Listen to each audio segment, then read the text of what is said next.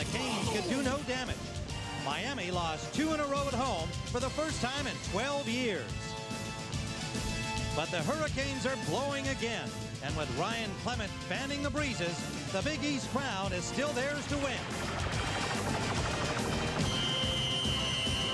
Last year, Virginia Tech started the season at 0-2 and were facing Miami, a team they had never beaten. The Hokies came of age that day. A 13-7 victory was the start of a 13-game winning streak. The 1996 team is once again built around a strong defense and the strong arm of quarterback Jim Druckenmiller.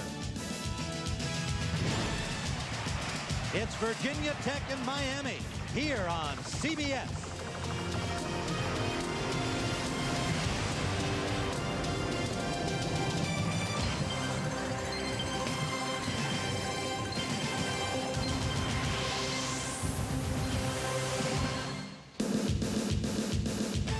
South Florida is under windy siege.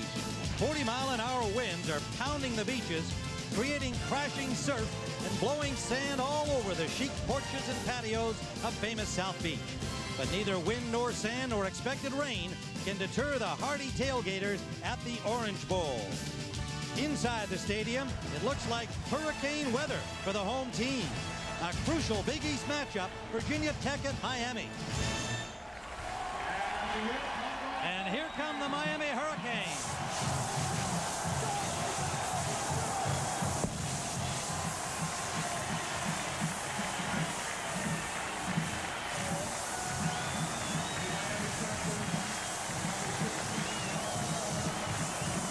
We called it a crucial Big East matchup, and here's why. Miami a half game behind leading Syracuse. Virginia Tech has already lost once. It's a must-win situation for them today.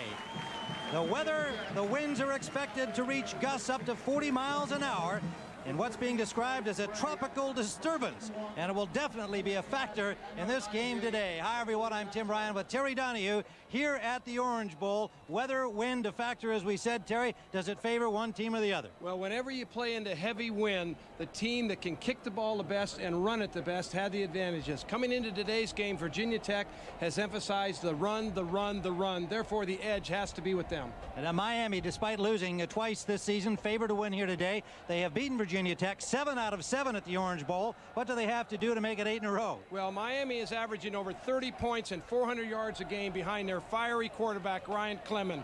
He has 3 of the fastest wide receivers in the country to throw the ball to, led by Yatil Green. Watch for them to isolate those wide receivers against the defensive backs of Virginia Tech. But remember, half the game they have to go into that win, and when they do, they better be able to find their running game. Well, you know, Virginia Tech, even though they've got a 7-1 mark and they're the defending Big East champions, still one of the best kept secrets in the top-ranked teams in the country. They've won 17 out of their last 18 games. They lead the Big East in every offensive category. They have a huge offensive line, a good tailback in Ken Oxendine. They like to play physical, smash-mouth football. How well they can control the front of Miami will dictate whether they're going to be Hokies or Pokies today.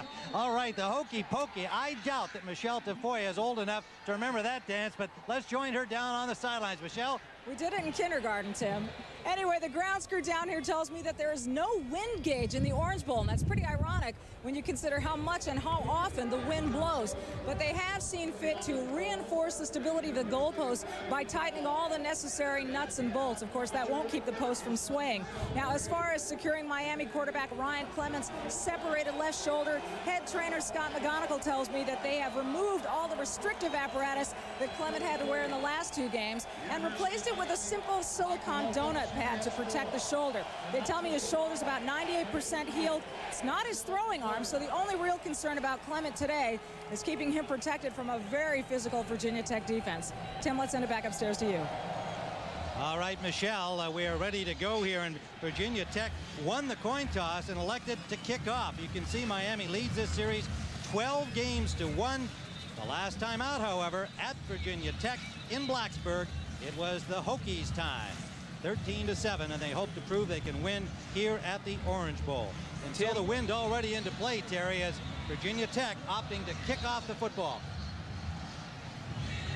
No question about it.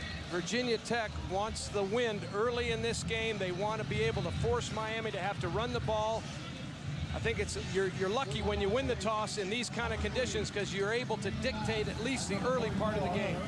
Dangerous Tremaine Mack awaiting to return the kickoff. He had 205 return yards in Miami's last game against Temple.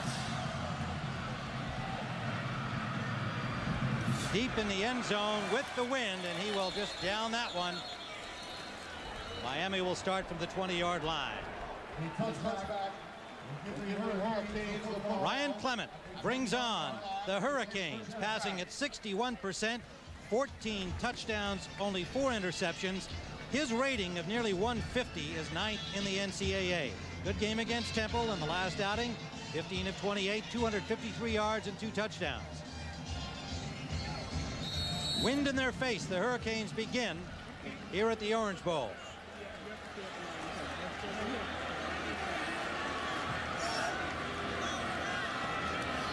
Trent Jones, the running back, the lead blocker, Nick Williams, the fullback. Jones trying to get outside, is shut down. The ball came loose after the whistle. Tony Morrison, the linebacker, junior from Chesapeake, Virginia, made the hit. And here's a look at the rest of the Miami lineup. Jones, as we said, the starter. Williams, the fullback. Gator and Green, the wideouts. Chris Jones, a very good tight end. Blaise Mercier, Casey Jones, Mike Weiner, and Ina, the front. Tim, Casey Jones is probably the best center in college football right now. 1-yard gain, 2nd and 9. Miami from their own 20-yard line, just over the 20. Good protection, the fullback Williams. All the way to the 47-yard line of Miami. Nick Williams, the sophomore, is a big guy, 270 pounds from Farmington Hills, Michigan. The fullback in the Miami offense doesn't touch the ball very often running. Once in a while on pass receptions, this is just a little underneath route. Ryan Clement comes down to the fullback. He breaks a tackle, gets into the open field.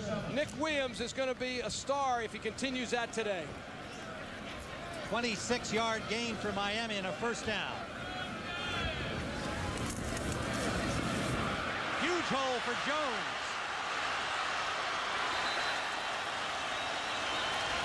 Miami wants to run the football, and they're off to a good start with that one. Johnson made the tackle. Defensively for the Hokies, Cornell Brown, their All-American a year ago. Waverly Jackson, Kerwin Hairston the tackles, and John Engelberger at the right defensive end. Simonis, Morrison, and Newsom are the linebackers. The secondary, Johnson and Midget on the corners. He is in for the injured Antonio Banks. Prelo and Torian Gray are the safeties. On first down, it is Jones again. Picked up about 4 yards in Hokie territory to the 39-yard line.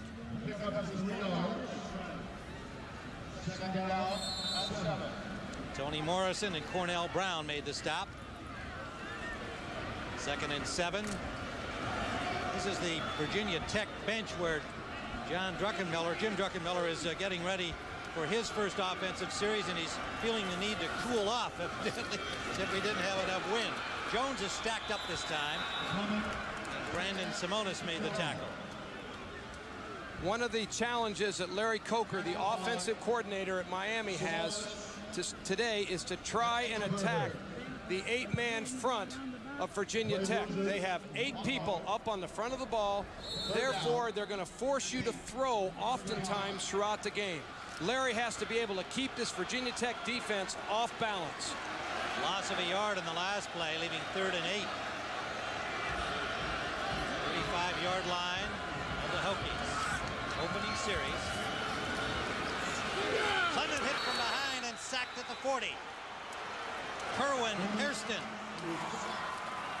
Hairston in the spot normally occupied by the suspended Brad Baylor. Kerwin Hairston, the defensive tackle, the right defensive tackle, just whips one-on-one against 6'2" Richard Mercier. He just beats him man-on-man. That's the kind of pass rush that Virginia Tech wants to get all day long.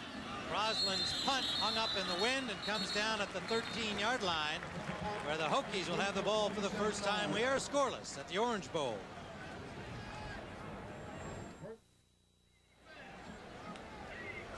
Hokie quarterback Jim Druckenmiller makes his first appearance, passing at 54.5% on the season, 12 touchdowns, 4 interceptions.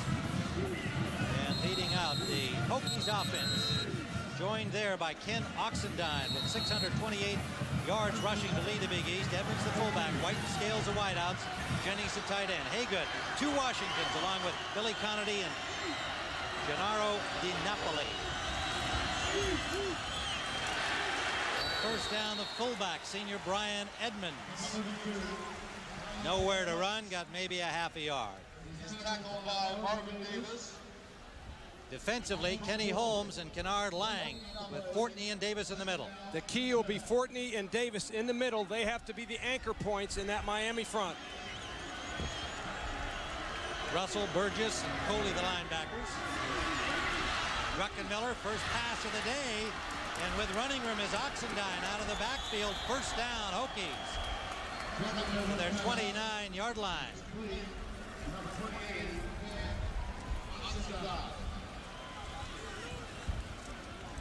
"13 career meetings against Miami."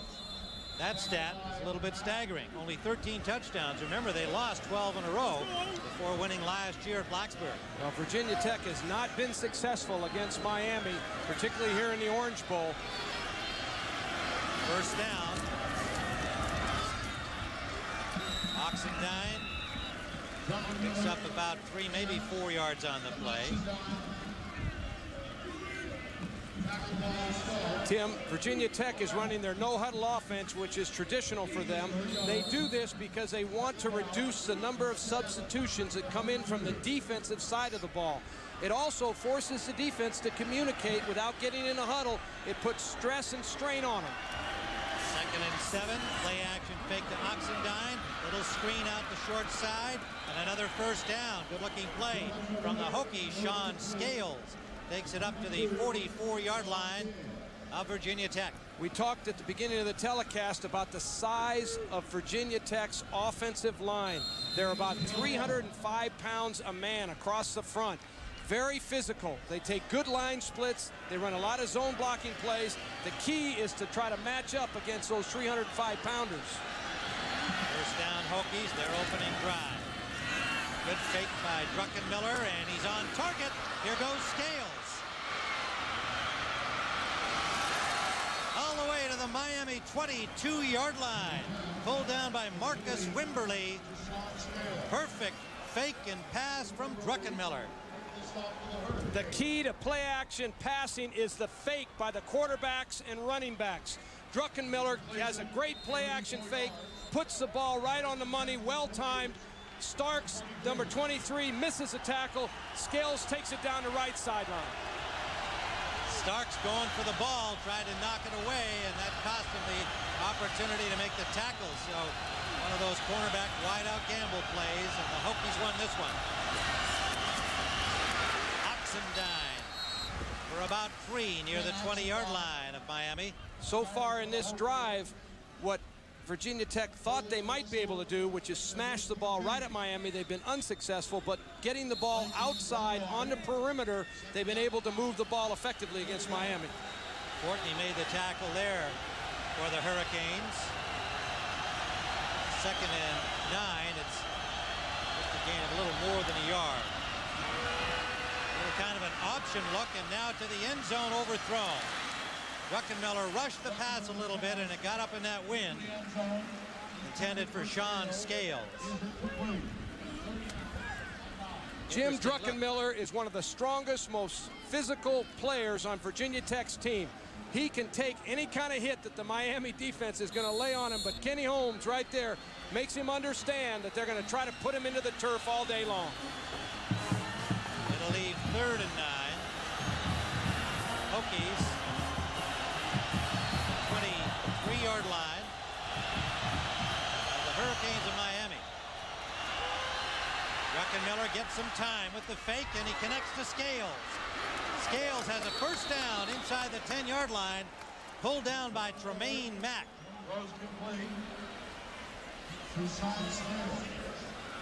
You talk about offensive line protection being a key, and a great route by Sean Scales.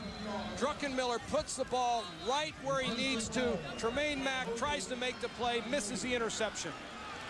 The timing of that play-action pass was beautiful by Virginia Tech. The Hokies threatening early first quarter here in the Orange Bowl. Pitch. Oxendine to the 2-yard line. Marvin Davis, the tackle. Earl Little, the cornerback, made the tackle. We talked about smash mouth football by Virginia Tech. They want to establish a line of scrimmage. Ken Oxendine is a punishing runner. He always falls forward with his pad level. Oxendine, 6'1", 220-pounder from Chester, Virginia, junior. Been bothered with a shoulder injury. Saw him miss 2 games earlier in the season. But he's back and leading the league in rushing. 2nd and goal. Oxendine stacked up by 4, maybe 5 Hurricane defenders, led by Rod Mack, along with Tony Coley, a pair of linebackers. We talked about the offensive line of Virginia Tech. You're talking about 305 pounds a man, as physical as anybody in the country has. And when you factor the tight end in there as well, they're all up around 300 pounds. They are a big physical team. Twan Russell, the injured Hurricane, on the last play. He was kind of the last of 5 Hurricanes to arrive at the tackle, and you can see him wincing in some pain. So we have a little timeout here. Miami does not want to lose Twan Russell. He is one of the most athletic players on the defensive squad for Miami. He has the ability to play like a safety and a linebacker. This guy is truly an outstanding athlete. Well, and he's their leading tackler. 86 tackles, 44 of them solos. So it is 3rd and goal. Jeffrey Taylor is in for Russell, number 58. You can see the numbers for Virginia Tech in here. They get him. A big hit on Oxendine. Chad Pegues, number 94, a sophomore from Gainesville, Texas. Defensive coaches around the country try to talk to their team that when we get in the goal line area, we have more run defenders than they have blockers, and you can play good defense down there. That's a great example of Miami swarming the ball, outnumbering the offensive attack. McGee's bringing some muscle down here on the goal line, a 280-pounder in the lineup. 4th down. 4 of 8 they are on 4th down, converting. They need to get to the end zone. Oxendine dives for the touchdown.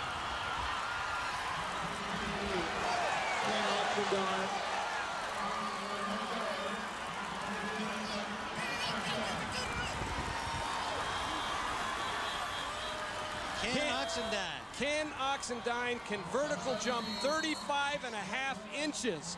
Right there's an example of why you want a guy that has spring in his legs. And look at Frank Beamer. Very impressive opening drive for Virginia Tech to be able to move down against that Miami defense. Freshman Shane Graham with a point after, and the Hokies grab the 7-0 lead. Ken Oxendine opens the scoring for the Hokies. Ladies and gentlemen, don't forget to reserve your seats. Number 95. We are back at the Orange Bowl, where the Hokies went 86 yards in 12 plays, used up 5:09 with the win, and Ken Oxendine took it in from a yard out. Druckenmiller was 4 of 5 for 74 yards on that drive, passing. It was a good mix, and it resulted in the opening score. Line drive kickoff taken by Mack. Open field tackle, a flag down on the play, but it was Cody Whipple on the special teams for the Hokies with a great tackle. Tim, going back to that opening drive by Virginia Tech, that was the first touchdown they've scored in the Orange Bowl since 1987, but it shows how important winning the toss was for Virginia Tech, because they were able to defer, take advantage of this win situation, and let their quarterback, Druckenmiller, throw into with the wind the entire drive. Right, and it was effective. Back on the receivers, half the distance to the goal from the spot of the foul. First down. Well, Kibble got a real good kickoff. Mack tackled in the open field, but an illegal block by the Hurricanes drops them back to a first down at their own 8-yard line. So Miami with Ryan Clement starting deep. Northwestern on top of Purdue by 3. Notre Dame beating up on Pittsburgh. Clement, nice catch by Yatil Green. Had to turn around to make that grab. An outstanding catch. Green may become one of the best wide receivers in the history of the University of Miami. This is what we talked about at the top of the telecast. Miami has an advantage with their wide receivers against Virginia Tech's defensive backs. They've had such a lineup of outstanding receivers here. Green being counted among that elite group. Clement gives to Jones. Trent Jones shakes off one tackle and works his way to the 35-yard line. Good piece of running by the junior from Miami, Torian Gray. Made the tackle, number 14, the safety. I was impressed with Miami's opening drive. Although they didn't score, they certainly were able to move the ball against Virginia Tech. Now they're backed up way deep in their own territory. They're moving the ball once again effectively against the Virginia Tech defense.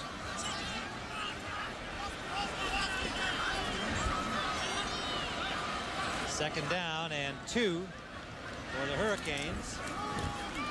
Fullback Williams has some room. Blasts his way out for a first down, Miami.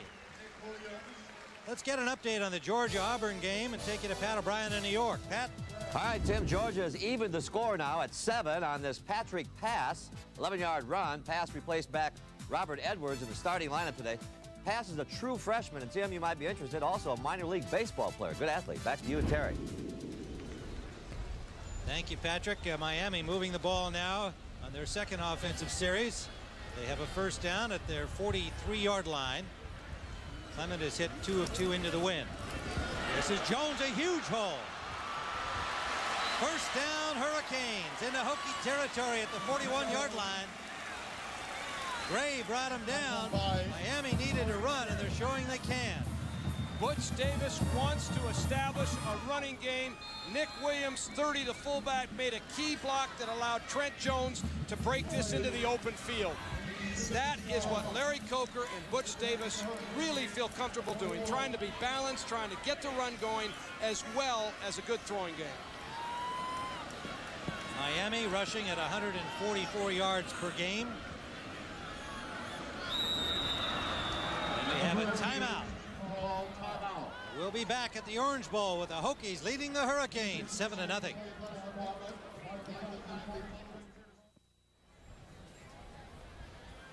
The Miami coaches told us yesterday that they had to run the ball against 8 defenders in the box.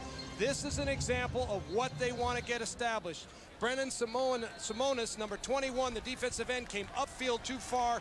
That allowed to crease the kickout block by Nick Williams and the run by Trent Jones. So the Hurricanes first down at the 42 of Virginia Tech. 4:23 to go, first quarter. Out for Jones. Jones made a one-handed catch and picked up about 6, maybe 7 yards on the play to the 35-yard line of the Hokies. Pearson Prelo, number 20, made the tackle.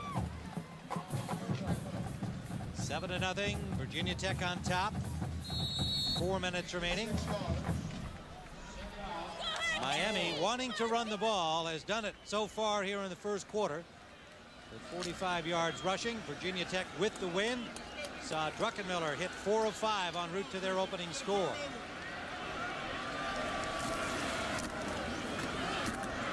Jones again.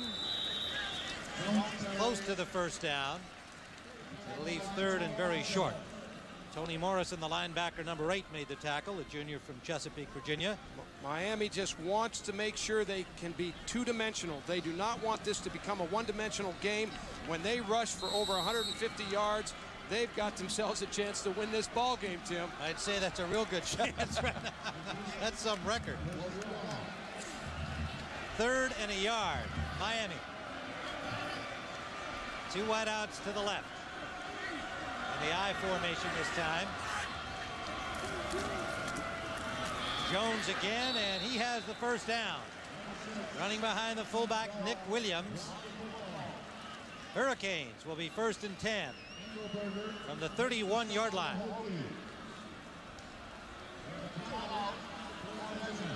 Well, they're going to measure this. It would appear that they've got it from our view. Miami is going to pick their spots when to throw the football into this wind. They're going to throw the ball short like they did to the fullback, Nick Williams, underneath. Once in a while, go for a big play like they did with Yatil Green. But generally, they're going to play fairly conservative into this heavy wind.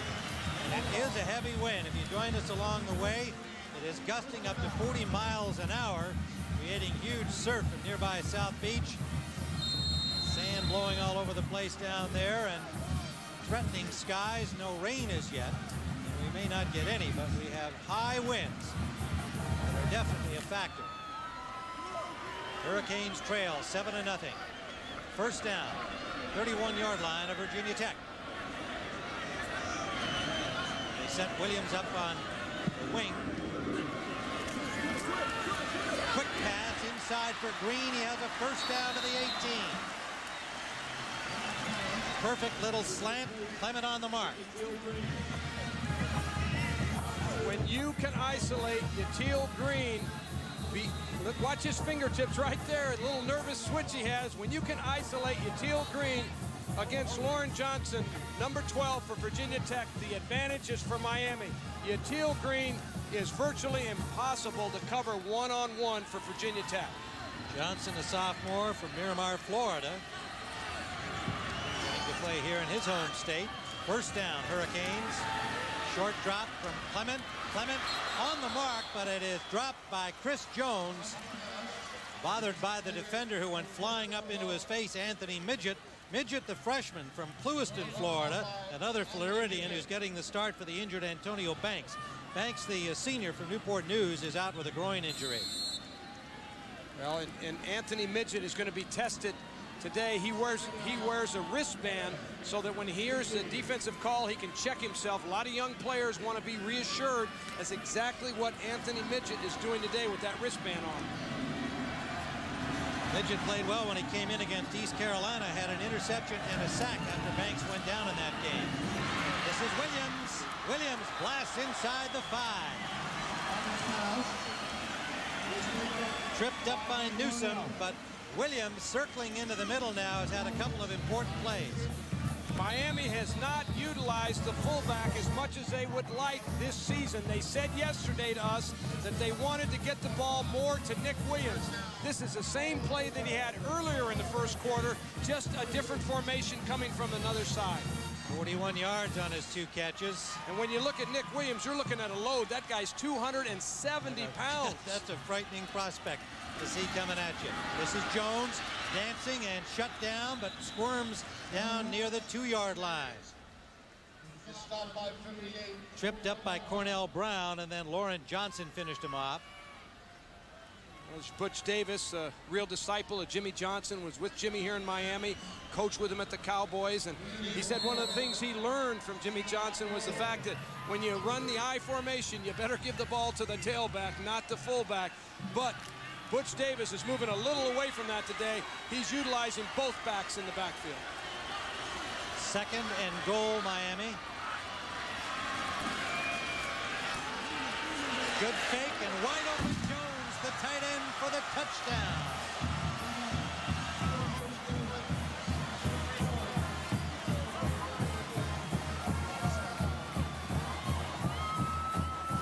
Ryan Clement shows his faking ability, as we saw from Druckenmiller. And Jones was wide open. Chris C. Jones, the wingback on the right side of the screen, is going to slip out after the play-action fake. Virginia Tech, Anthony Midget, the young freshman, number 30, he bit on the tailback athlete. He's the one that made the mistake. Roslin for the point after. We are tied. Chris Jones with the score from Ryan Clement, 7-all.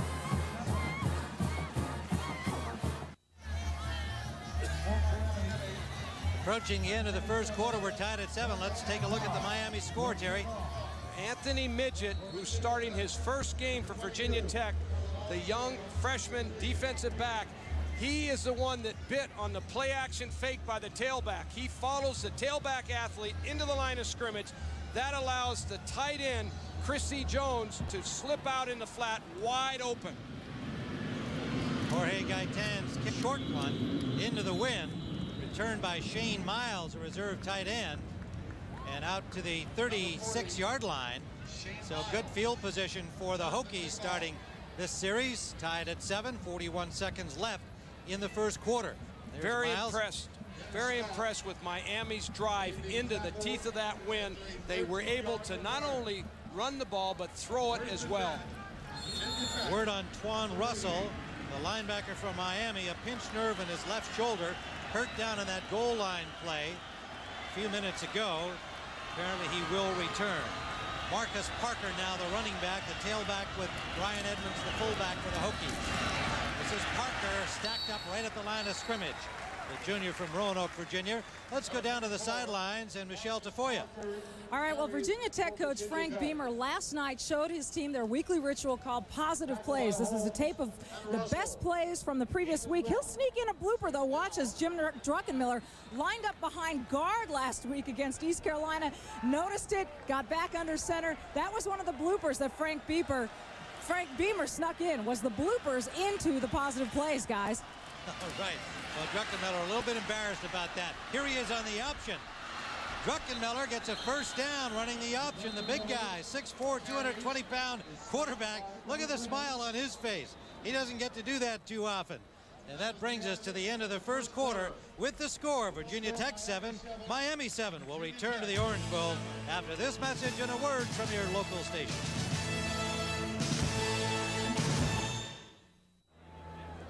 We talked about Jim Druckenmiller on the option getting the first down. He's rushed 58 times this year for 207 yards, averaging 3.6 a carry. So he can be dangerous when he gets out there, and he showed us there. Well, he's not a real fast player, but he's an opportunistic optioning player, which he did on that play. The option proved to be a big play for their offense. First down, and he flares it out for Marcus Parker. Parker breaking tackles. Parker bulls his way and takes a huge hit at the 28. He won 2 and lost 1, but he has a first down. It was Earl Little who finally put the stop on him, but it's Little who is going off the field.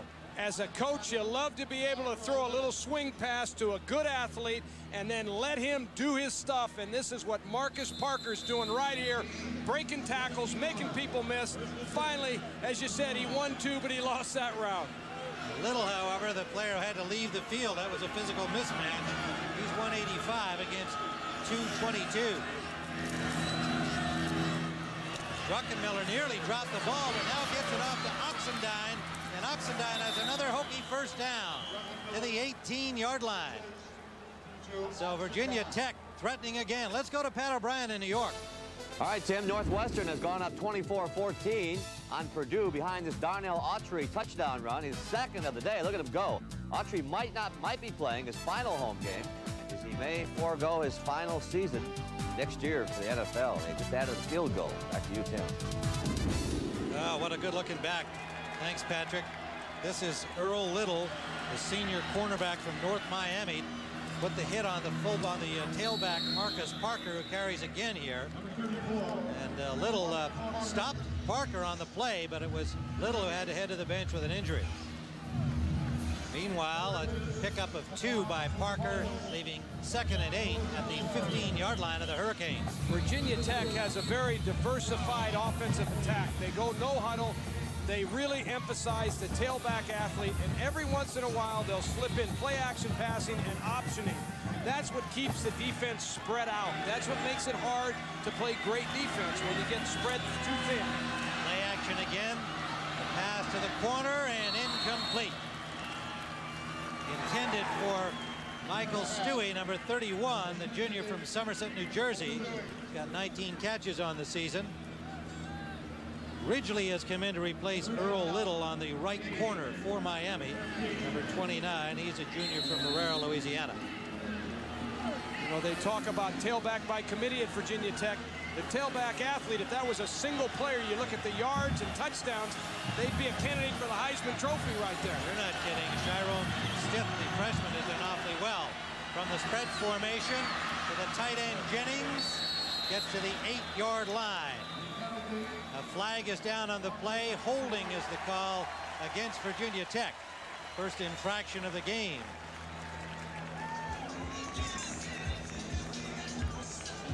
Our referee today is Reg Detillier.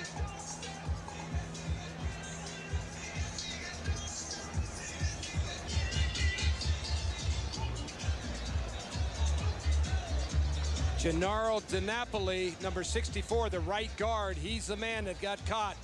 Holding. Offense. 10 yards from the spotted foul. Repeat third down.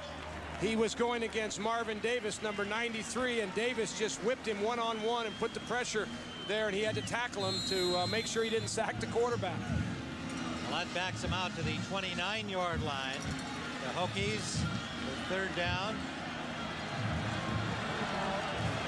You talk about a big critical call, big holding call that really takes you out of field goal range. Third and 22. Little screen to the left side. Cornelius White, flanker screen, got back about 8. But it'll be fourth down.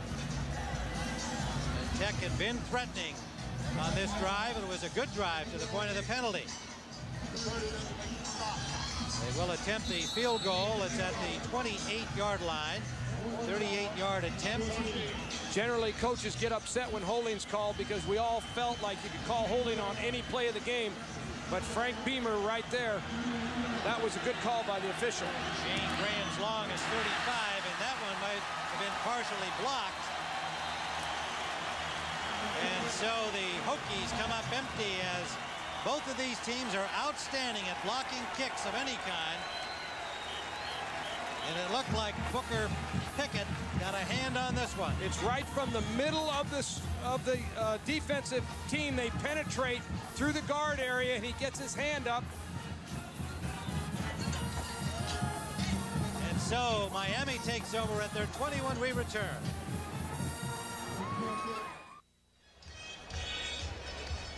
.25 remains until halftime. We're tied at 7 in the Orange Bowl. And Miami with that deflected kick block.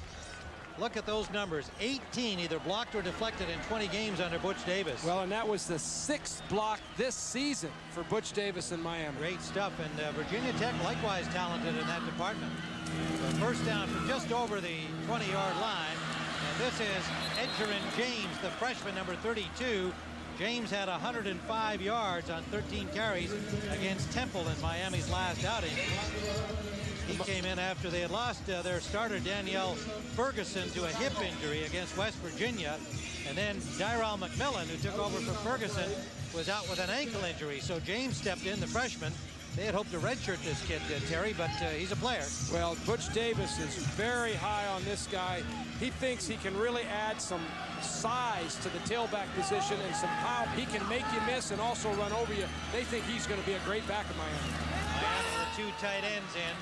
And the pass downfield intended for Terry Gator, incomplete. Hurricane fans wanted interference. Lauren Johnson had the coverage, number 12. Tony Gator is one of the fastest players on the Miami team. He starts in the slot, runs down the field, and then just breaks it to the inside. Lauren Johnson gets a hand on his back. He got away with a hold there. It should have been pass interference from my perspective. Gator starting for Jermaine Chambers, who's gone for the next several games with a knee injury. Miami without 2 of their starters on offense. Danielle Ferguson, the running back, out. Deep drop by Clement. Short pass to Gator, who caught it for not much gain. It'll be 4th down. He got about 4. Cornell Brown assisted on that tackle. They're All-American a year ago. Cornell Brown is on everyone's list for being All-American, all-everything, but he is really getting handled right there by Curlin Blaze, number 79, the big offensive tackle. Roslin's punt taken by Sean Scales and returned to the 35-yard line. And the Hokies will start from there, having stopped the Hurricanes last foray. A 48-yard punt with the wind, a 7-yard return, a flag down back at the line of scrimmage.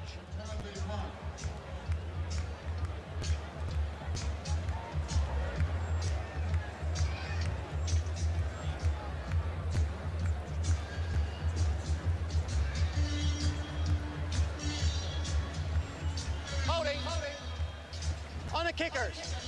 Half the distance to the goal from the spot of the foul. Repeat, 4th down. So the holding call against Miami. They'll have to punt again from farther back and into the wind. These are the key plays that both these coaches were aware of with this very gusty day here today. You know, as much as you want to take that penalty, I'd worry a little bit about all of a sudden now Miami has the win with the kicker. Virginia Tech had pretty good field position up here on about the 35-40 yard line. Now they back Miami up with this holding call, but the wind is to the kicker's back. But don't you think they want to try and get the rush on it in the end zone here? I would think they're showing it. That must be Beamer's thinking here. And they're a great punt block team. Yes, they are. Here they come. And a good job by Crossland to get it out of there to midfield. Sean Scales buried at the 45-yard line. So the Hokies are in Miami territory. A 41-yard punt this time. A 5-yard return with 10:53 remaining. We'll return to the Orange Bowl after this word from your local station.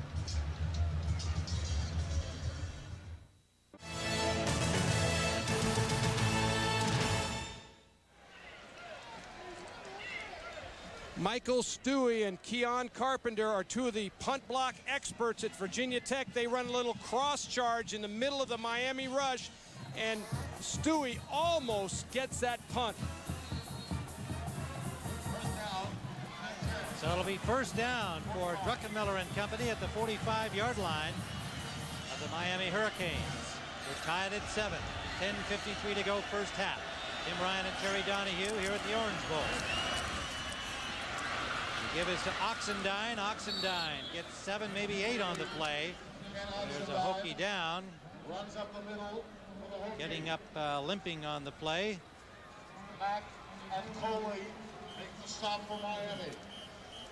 Well, you've got to be impressed with Ken Oxendine and the job that he's done the last 4 games. And when Virginia Tech's able to throw Marcus Parker in there, they've got a powerful tandem there at the tailback position.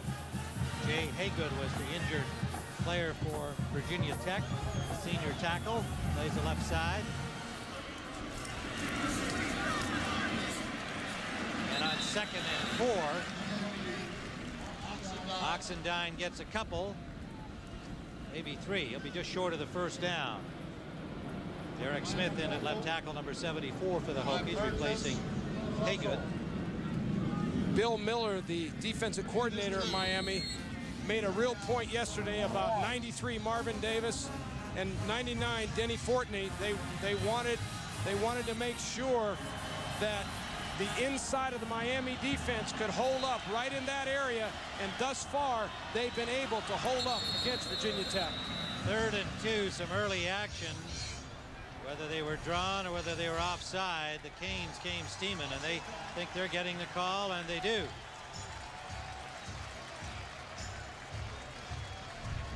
Well, that's a big play on 3rd and 2 in Miami territory. Oh, that changes everything for Frank Beamer and company. Miami jumped into the neutral zone. You're not quite sure exactly why Virginia Tech flinched or came off sides there. I didn't see anything on the replay that indicated they were in motion. Jimmy Kibble will punt the ball into the wind. It's a short punt. It takes a Hokie bounce and comes down at the 3-yard line. So a little break for Virginia Tech there. We'll be back at the Orange Bowl in a moment.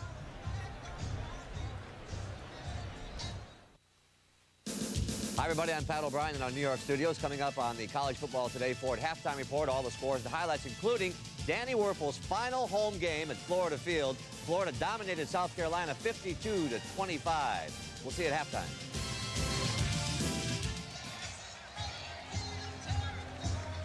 The last call by the officials was a critical one against Virginia Tech. Kenny Holmes, the defensive end from Miami, jumped in the neutral zone. No one from Virginia Tech flinched except the center snapped the ball. The officials called it against Virginia Tech. Tough call indeed on a 3rd and 2 in Miami territory.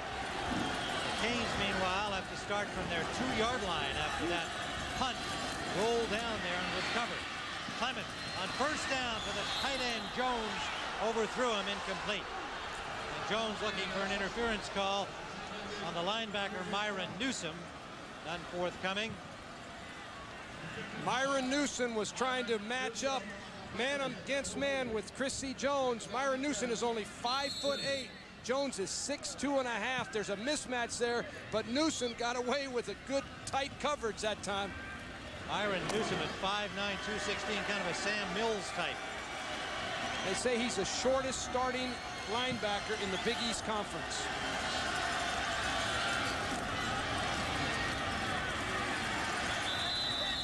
Out of the end zone, Edgerrin James gets a couple near the 5-yard line, met there by Tony Morrison.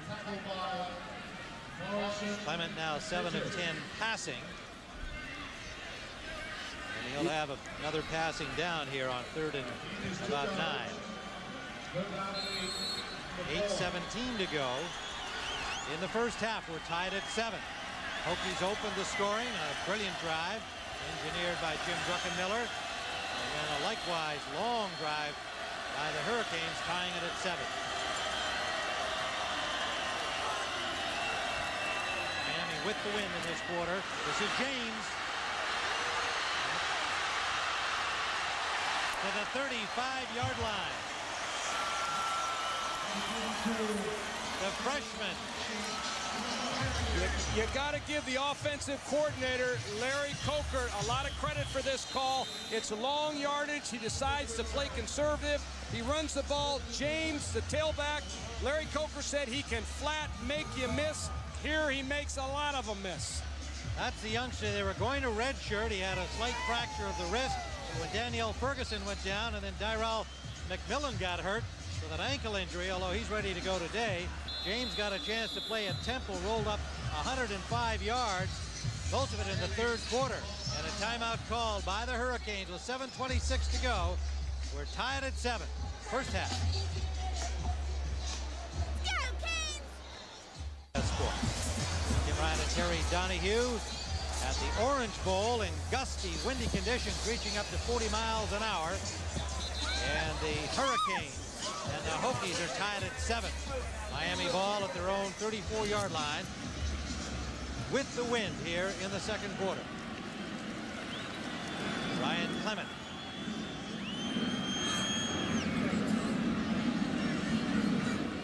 Changing up here. And it's batted down. Cornell Brown got a big pop on it. And knocked down the pass. A quick shot intended out there to the wideout. Ryan Clement looked outside. He saw man-to-man coverage. Cornell Brown, he comes and gets his hand up.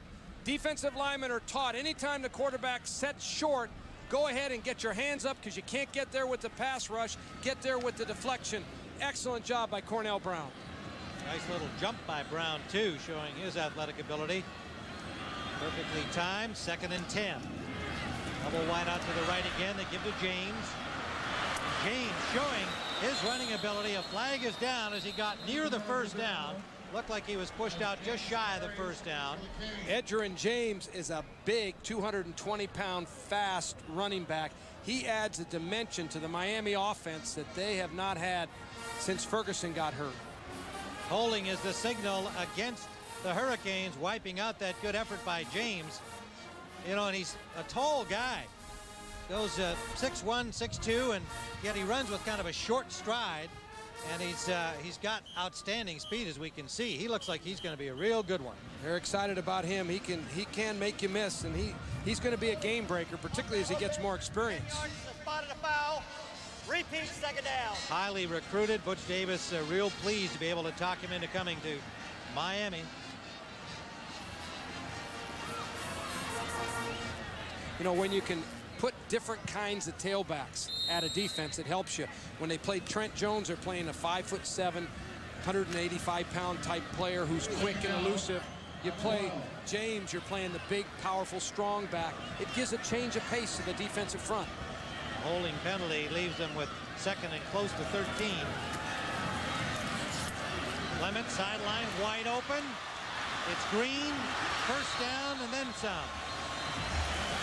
Yatil Green gets down to the 43-yard line. Let's see. No, he stepped out at the 48-yard line, but it is still a first down. We said at the top of the telecast, when you can isolate players like Yatil Green against the defensive backs of Virginia Tech, the advantage is with Miami. This is excellent play calling and strategy by the Miami offensive coaches. Ryan Clement takes a little shot here. Waverly Jackson takes him down to the ground. But the Hurricanes with a first down at the 48 of Virginia Tech. James not much this time. Good reaction to the ball by the front. Tony Morrison, the linebacker, coming in to make the initial hit. Number 8.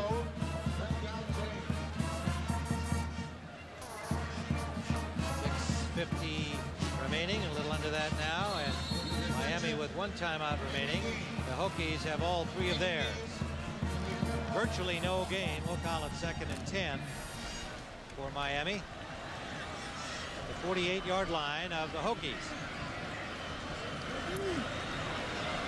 Carl Bradley in for Kerwin Hairston defensively at tackle.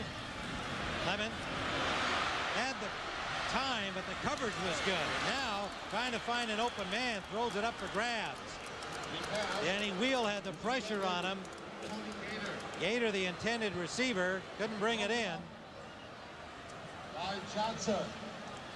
Tony Gator, the fastest man on the Miami team, runs down the field and breaks out. He's wide open.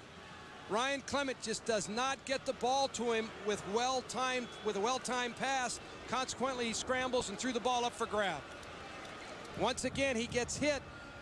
Butch Davis mentioned yesterday about one of the keys to Miami's success is trying to protect Ryan Clement with that bad shoulder. They don't want him on the ground. Separated shoulder in the East Carolina game.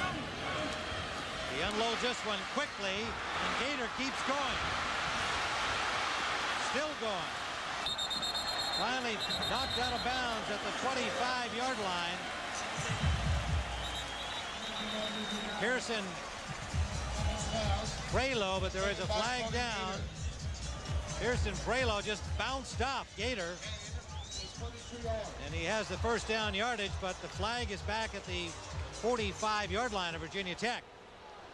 Hurricanes just had one called back with a holding call. Let's see what happens on this one. It's obviously against Miami, judging by Butch's reaction. And the thing about coaches, we always chew on the official closest. Replay, third down. We always get after the official closest to us on the sideline because that's the only one you can get your hands on. The guy who made the call is 53 yards across the field. He has nothing to do with it, the poor guy that's getting chewed out by Butch Davis. Well, it brings it back. Somebody I used to do that downfield. I used to do that all the time, Tim. I treated them all the same. If I could yell at any one of them, I would have got after them. Equal opportunity yeller. Absolutely. Third down and 15 now for the Hurricanes going backwards. And now again a situation, was he drawn or did he jump? It was Nate Williams, number 92, who made the jump for the Hokies. We'll see if he was pulled over or not by the Hurricanes. Right to the snap. Encroachment by contact. Defense. 5 yards. Replay, third down. This one against the defense. That was a good play by the quarterback, Ryan Clement. He changes his cadence and he moves his head. Defensive player jumped off sides and they got him. That was Williams. Quarterbacks are trained in a lot of offensive systems to do that. They maneuver with their head. They draw those defensive linemen who are coiled and ready to go. They suck them off sides. Slot formation left, 3 wideouts for Miami. Trent Jones, the lone running back. Jones, number 6, the junior from Miami. Third down and nearly 10.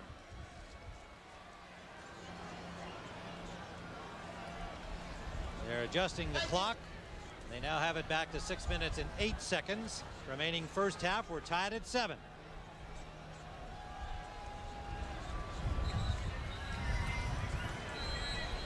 Ken Oxendine scored first in this game for Virginia Tech. Chris Jones on a 3-yard pass reception from Ryan Clement. Tying it up at 7. That's where we are. And now Clement changing it up again. Long count. Pressure on him from the linebacker. He gets it off to Jones. And what a play. What a play by Brandon Simonis. He had the quarterback sacked, and then he came back to recover to make the tackle on Jones. Brandon Simonis is one of the big play specialists for Virginia Tech. He comes on the blitz. Great second effort. He misses him the first time. Once Clement shovel passes the ball, but he came back with the second effort. Andy Crosland's punt with the win, taken by Scales. Scales just stopped at the 33-yard line with only one man behind him. Had he not been hit by Twan Russell, he could have gone a long way. He was going to take it for a touchdown, guaranteed, Tim. So the Hokies will start from their 37-yard line. Scales, like Tremaine Mack of Miami, dangerous anytime he's got the ball in a kicking situation.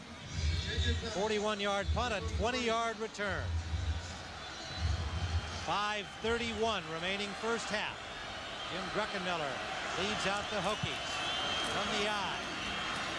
They give it to Marcus Parker. Not much there. May have lost a yard on the play.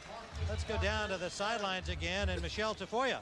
All right, guys. Well, the Miami coaching staff emphasized how disappointed the Hurricanes were to have lost to Florida State a few weeks back, because that eliminated all their chances of going to the national championship game. That means that this year's senior class will be the first class at Miami since the freshmen of 1980 not to win a national title. More in a second. Druckenmiller wanting to throw, now is forced out of the pocket.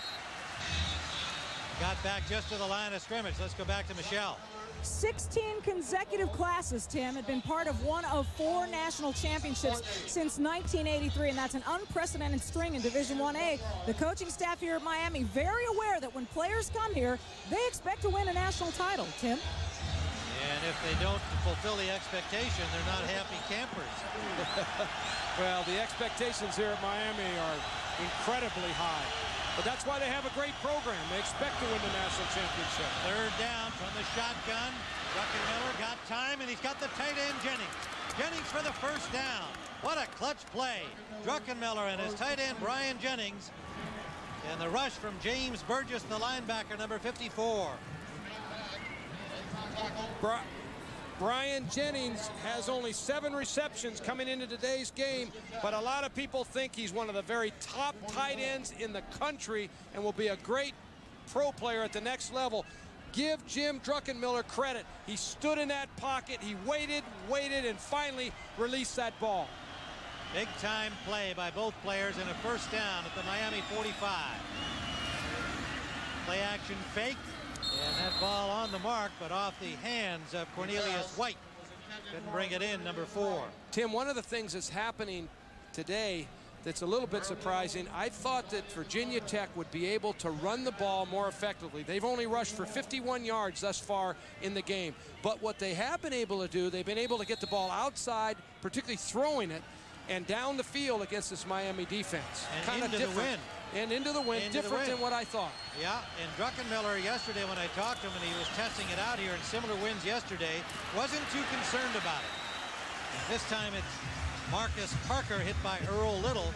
Druckenmiller felt that anything from 10 to 15, he should be able to get that ball on the mark even in this heavy wind. He thought the long passes obviously were going to be more susceptible to being knocked off target by the gusts, but he's a guy. Boy, is he ever, and he's physical at 6'4", 225 pounds. Probably the strongest quarterback in America. If you were having a weightlifting contest, that guy probably would be the strongest of all of them. I would bet on it. Wanting to throw again. His line shot is complete to White. And White, who saw one go off his fingers moments ago, comes up with a first down to the 27 of Miami, tripped up by Tremaine Mack. Cornelius White is going man-to-man against Little, who's back after his injury. Cornelius White hasn't made a lot of great big plays for Virginia Tech, but he's been opportunistic. He's come up with some key receptions from time to time that has kept offensive drives alive. The senior from Pendle, Pennsylvania, Cornelius White. First down, Hokies, 2:51 to go in the half. Tied at 7 here at the Orange Bowl. Nice play action fake. Druckenmiller is stripped from behind, and it was Kenny Holmes. What a play, and a blocker on him. Kenny Holmes got there just as Druckenmiller was about to release it. The strength of Miami's defense is their defensive ends. Kenny Holmes, the defensive right end, has been able to dominate Jay Haygood most of the afternoon. Haygood, the left tackle, 71, just cannot handle the speed and athleticism right now of Kenny Holmes. And what a job by Holmes, and they were lucky, the Hokies, to retain possession of the ball. Holmes has gotten to Druckenmiller about 4 times already today, not for sacks, but for pressure. A little shuffle pass, and it's well played by the Hurricanes. Brian Edmonds was stopped by Fortney. And a loss on the play. The diversity of Virginia Tech's offense is shown here on a little shovel pass. You let those linemen come in. You act like you're running wide. Just shovel the ball underneath. Oftentimes, there's a huge hole for those backs to run through. This particular time, Miami played it extremely well. Another big third down play in Miami territory. Druckenmiller with time. And he's a little off target, intended for Michael Stewie. And he took a hit as he had to turn for the ball. Tremaine Mack put the lick on him.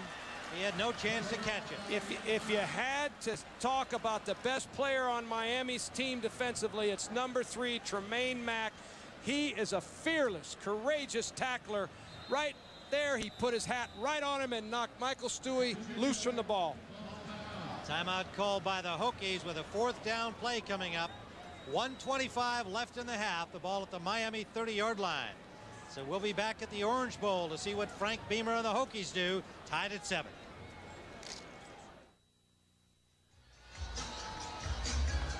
Well, there's Coach Frank Beamer. We've got a coach in the booth. What do you do here and why, Terry Donahue? Virginia Tech wants to try and make this first down, even though it's 4th down and about 13 to go. They've got pretty good field position. They just probably feel that a punt isn't going to gain them that much yardage, so they're going to go for it. And Druckenmiller has been able to hit some passes. Forced out of the pocket. A flag is down, likely a hold. Druckenmiller runs with it, well short of the first down.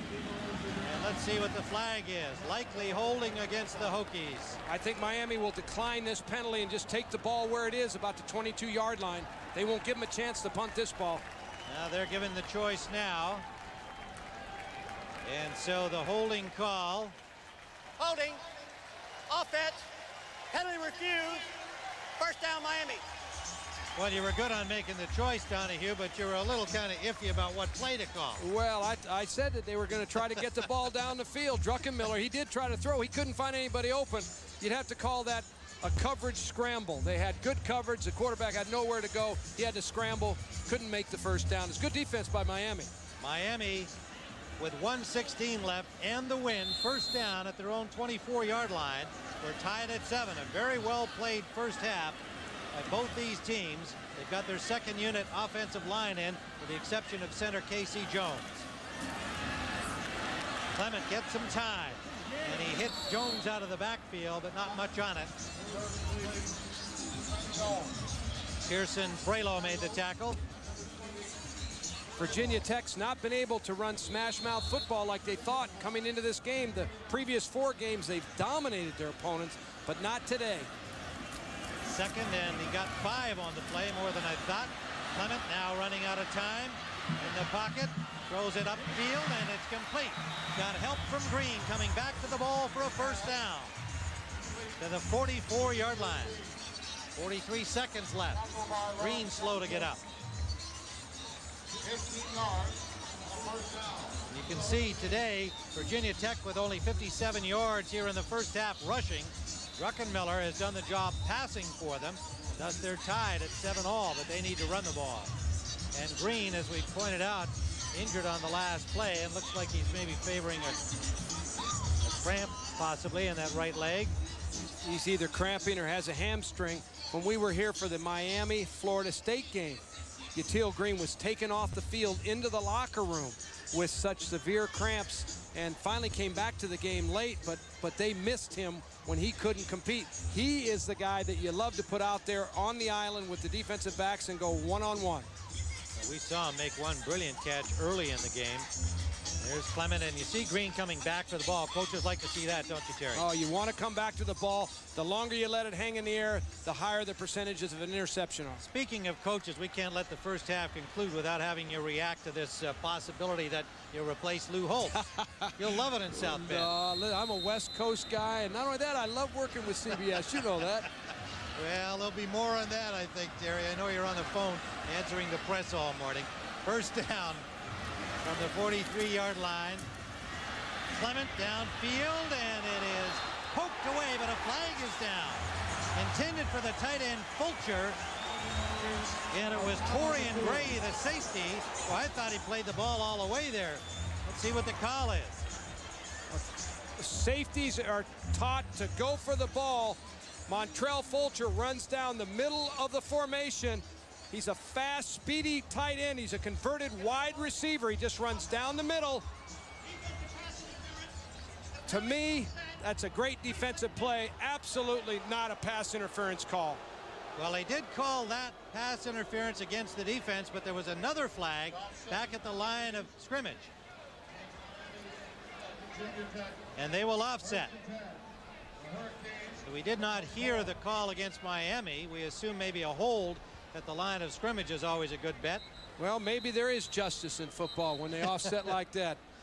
Torian Gray would not have wanted to go into the locker room with that penalty against him. It was not a good call. And we are told that it was a cramp Yatil Green suffered. He'll be back. Clement under pressure, gets it off, and a nice pass for a first down. With 20 seconds left to the 45-yard line, Tony Gator. Ryan Clement made an outstanding pass. Carpenter made the tackle. Miami takes their final timeout with 21 seconds on the clock. They have the ball at the Hokie 45 when we return.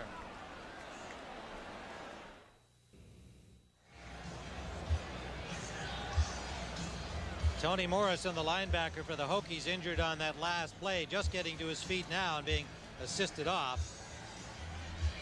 Let's see what happens on the play here from ground level, Terry. Well, he came on the blitz. Virginia Tech came after Ryan Clement with the blitz. Casey Jones is the player who took him down with a cut block. But Ryan Clement is a strong player. He stands in there. 2 to 3 of those Hokies have him, particularly Cornell Brown, number 58, the All-American defensive end, had him in his grasp, but Clement never went down. He's been under pressure today. They've sacked him one time. They've pressured him, knocked him around. And Butch Davis has got to be concerned about that because he does have a partially separated shoulder.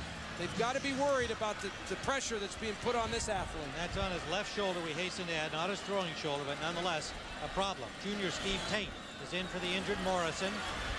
Clement, sideliner, complete. 16 seconds on the clock.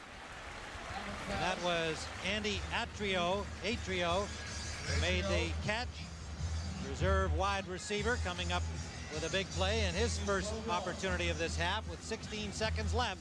They're now at the 33-yard line of Virginia Tech. You never know who's going to step up in big games. Atrio is the wide receiver. Really didn't expect to see a whole lot of action today. Here he is in the final seconds of the first half drive. Makes a big play for the Hurricanes. Montrell Fulcher comes in at tight end. Chris Jones goes out.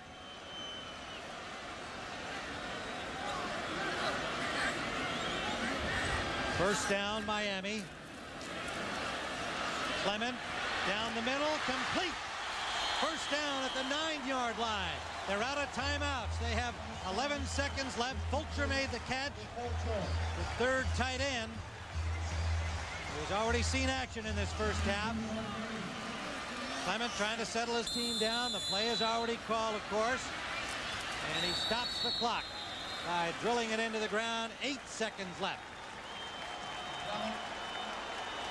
And Montrell Fulcher, the tight end, has wide receiver speed. He was inserted into the game so he could stretch the defense down the middle, which is exactly what he did.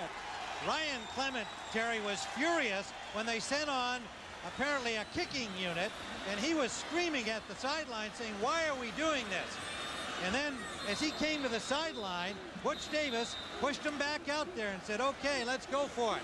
8 seconds remain as he got that spike into the ground to stop the clock. That'll make it 2nd down, and now there's a timeout call by Virginia Tech. I'm going to tell you what I think about this, Tim. I sure as heck wouldn't let Ryan Clement determine my future as a head coach. I wouldn't let him determine whether I was going to kick a field goal or go for it. I know he's a fiery leader, and you want your quarterback to help you, but Butch Davis definitely wanted to kick a field goal in this situation. With the score 7-7, you've got a surefire 3 points in your pocket. Here you've got 1 down to make 9 yards. Well, there are 8 seconds remaining. And they might make it. You know, they might make it. But I think it's a high-risk call, and I don't think the quarterback should ever get in a situation he's allowed to overrule a coach like that. Well, essentially one play, and the coach had the kicking unit on the field as Clement was protesting wildly from the area where he had just spiked the ball. And as he came toward the sideline when we were running that replay, Davis then sent back on the regular offensive unit. Now let's see what they do here, because timeout was called by the Hokies. Miami, remember, has used up their timeouts. But, you know, this Ryan Clement, he's a fiery doggone leader. I'd tell you, I'd grab him by the throat and say, "Hey, baby, you want to go for it? You get it in the end zone now. You're calling the shots here. You get that sucker into the end zone." Well, let's see what he does here, because that's what they're going to do. And he might. Yatil Green's back in the game, 87, and he's isolated out wide. Now he's switching here. Little mix-up. Gator comes left. Green goes to the short side. They have a mismatch out there with these Virginia Tech DBs. Clement a deep drop. Sideliner is caught, but at the 2-yard line. 3 seconds on the clock to Green. They're going to get 2 plays in 8 seconds. How about that? Well, when you stop the clock as quick as they do, you can. Green comes limping back to the huddle area, and he'll take himself out, but he made another brilliant catch. And not a bad strike from Clement. And now they're going to kick it. Well, they each got their own way. Clement got the try. The coach gets the call. I don't want to second guess, but I'm not sure I wouldn't go for it in this situation. They're down to the 1-yard line. If you already made the decision that you were going to do it with 8 seconds, I'd do it with 3 seconds and 1 yard to go personally. They're just outside the 1-yard line. Virginia took a timeout. Hokies take another timeout. Here comes Clement back on the field. Well, that gets the crowd alive. Now they're going to go for it, and I don't blame Butch Davis here. I think this is the right thing to do. 3 seconds to play. And the Hokies actually helped them make this change in decision. Well, no question about it. They had a substitution violation. They had too many men on the field at Virginia Tech. They substituted wrong. Consequently, Miami's got a chance to run the ball. They'll give that ball to the tailback, I believe, or the fullback. Now Miami, they don't have a timeout. So they're going to take a penalty here and back up 5 yards for delay of game. And look at this guy. Well, I tell you, I have seen more drama here in 8 seconds than I can remember in a football game. Now I want to say this. Emotions. I think Butch Davis should kick this one now. And I'll bet he does. He's got Crosland, the kicker, on the field, and Clement's going nuts on the sideline. Well, somebody didn't know their assignment, and they were unable to get that play off. So now Crosland will kick it from the 13-yard line, call it the 12. It'll be a 22-yard field goal try for Crosland, and he better not miss, and he does. Holy moly. They'll be writing about this one for a while. With the win, Crosland misses from 22 with an angle. and Miami comes up empty. But we are tied at 7. Let's go down to Michelle Tafoya. All right, standing by with Butch Davis. Boy, who convinced who to do what, and you missed the field goal anyway. Well, once we saw that the ball was down there, we thought it was worth a chance to take a shot from the 1-yard line to try to certainly score 7 points. We didn't realize that one of the receivers was hurt, and we didn't have the right personnel in the game, so we had to go back, kick the field goal. We're ready to go. All right, any concern about Clement right now and the pressure that he's taking after being pretty well protected in most of the first half? He's been protected pretty well. We're making some big plays. They're having to pay for the pressure. All right, thanks, Coach. All right, well, that injured receiver was Yatil Green. We saw him limping off. The rest of the unit didn't. It's the end of the first half. We're tied at 7.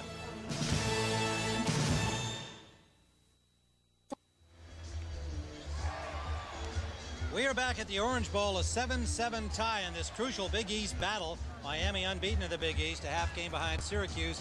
Virginia Tech at 4-1 on this gusty, windy day. It was a well-played half until the final 8 seconds, where a coach might say it wasn't so well played or well called. Well, any head coach who's been in the business very long has been in that decision-making process before, and it gets confusing. The communications from upstairs get confusing, the pressure on the sidelines. The one thing I don't think you can ever do is let your quarterback dictate your fate as a coach. I think you've got to be able to tell the quarterback, hey, I'm going to make these decisions. I think that happened to Miami a little bit. Well, it looked like that Ryan Clement got to make one of the decisions, convincing his coach to go for it when he had the field goal unit on the field. Then when they got inside the 1-yard line, Butch Davis decided to go for it. There was a delay of game penalty called against Miami. That backed them up. They went for the field goal, and it was missed from 22 yards out with the win by Crosland. So Miami kicking off to open the second half. The Hokies scored first in this game with a good long drive. Miami replied with one of their own, and that's accounted for our 7-7 score. Sean Scales driven back on the kickoff return, and they're going to spot it about 8 yards upfield at the 20-yard line. Statistically, in that first half, as we said, some well-played football, I thought, Coach Donahue, wouldn't you say so? Well, it was a very close game. The key is that Virginia Tech has not been able to establish the running game like they thought they could coming into the contest. They wanted to play some smash-mouth football. It hasn't happened for them.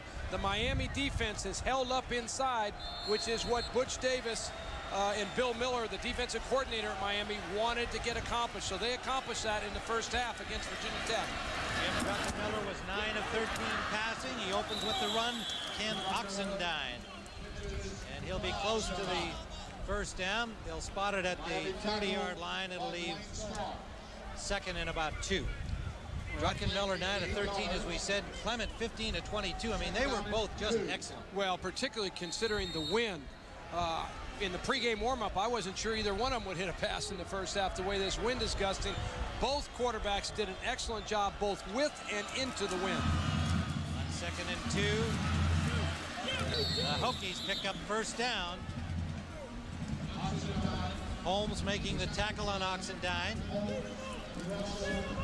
Virginia Tech playing with the wind, but it is now swirling. We can feel it up here.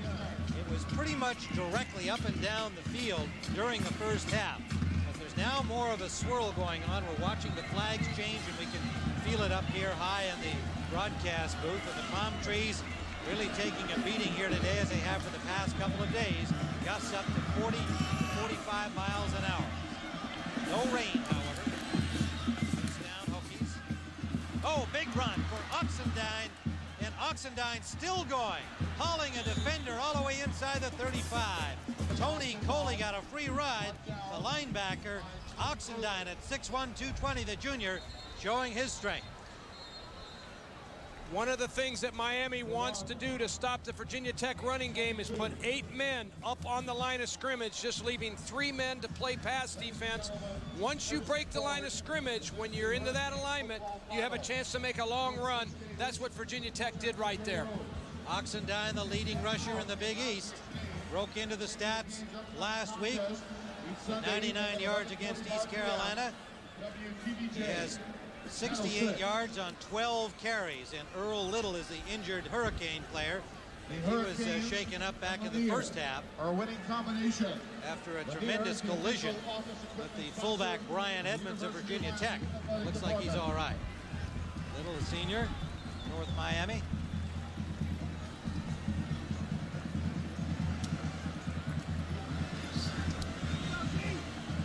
Another look at the play that resulted in the injury to Little. Comes limping off and holding the back of his thigh. On the hit against Oxendine. Oxendine's a very powerful, strong running back. You've got to wrap him up. You can't just put a shoulder into him. You've got to take him down to the ground. Hokies first down at the Miami 44-yard line.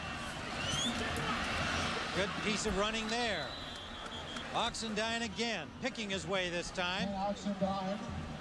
Frank Beamer, the head coach at Virginia Tech, said that if we can just keep this game close until the fourth quarter, our football players are going to believe that they're stronger and in better condition and they can win this game in the fourth quarter. His goal is to keep this thing nice and tight until that fourth period.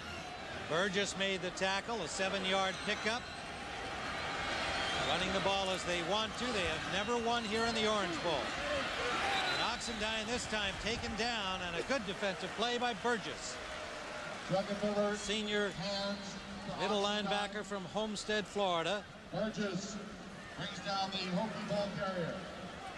You know that Frank Beamer at halftime talked to Ricky Bussell, the offensive coordinator, and say, hey, we got to get back to what we do best, which is running the ball. They've run the ball every single down thus far in this half.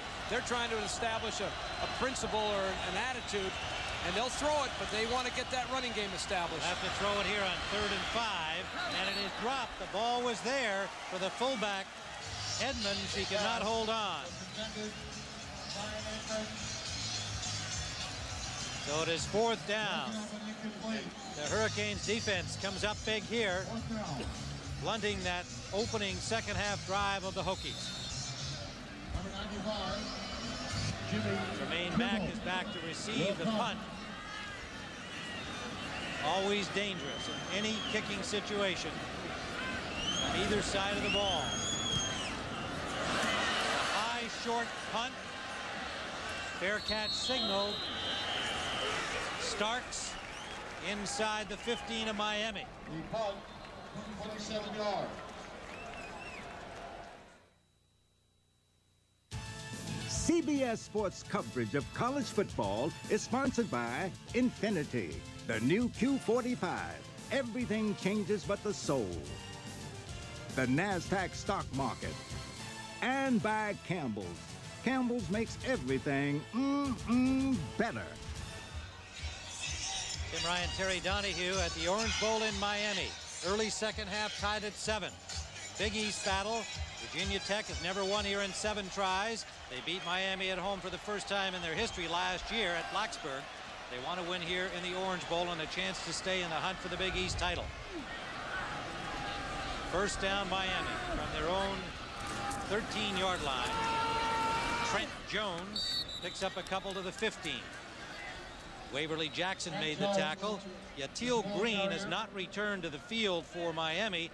He went out there and tried it. We're told he has a sprained hamstring, and he is on the sideline, number 87, their ace receiver. And don't forget, another one of their receivers already gone, Jermaine Chambers, for at least another 2 or 3 weeks. Yeah, Miami is very thin at wide receiver. They came into the game with Gator and Magic Benton and Yatil Green as the 3 top wideouts, and those are the guys they wanted to get the ball to. Clement rolling on the play action. Incomplete. Intended for the tight end, Daphnis. Penalty markers are down. And a flag down at the line of scrimmage and one upfield. Torian Gray had the coverage. Looks like an ineligible receiver downfield on the last play. Ryan Clement, the fiery quarterback of Miami, willing to take on his coach in the final 8 seconds. Receiver, downfield, offense, 5-yard penalty, repeat, second down. Tim, I love his spirit. I just don't like his judgment. I don't think he used good judgment there, but But you have to give him credit because of the competitiveness and the fierceness that he enters the game with, and the way he plays the game. I love the way he plays. I just think he needs to be harnessed. I'm not disagreeing with you. I just love to hear a former coach be talking about how that kid could infuriate him in that situation. Second down. 13, and Clement in all kinds of trouble gets it off, and it is Green who has returned out there, sore leg and all, makes the catch, but a flag down again. Back behind the line of scrimmage. Preliminary call as a hold against the Hurricanes. Yatil Green was working against the freshman Anthony Midget, and there's a definite advantage to Miami in that particular case, but Virginia Tech was able to bring the pressure. Midget playing for the injured Antonio Banks, out of the game in uniform but not playing. He has a groin injury, suffered last week against East Carolina. Tony Morrison out of the Hokies lineup at middle linebacker, replaced by Steve Tate. Offense. Half the distance to the goal from the spot of the foul. Repeat, second down. That's a call, Tim, where one of the linemen probably got up underneath a face mask during pass protection. It happens every once in a while inadvertently, and all of a sudden you have a face mask penalty on the offense as opposed to the defense.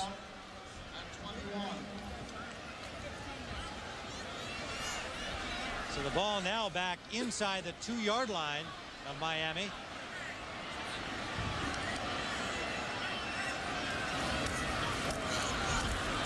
They run it out with Trent Jones. Jones to the 15-yard line.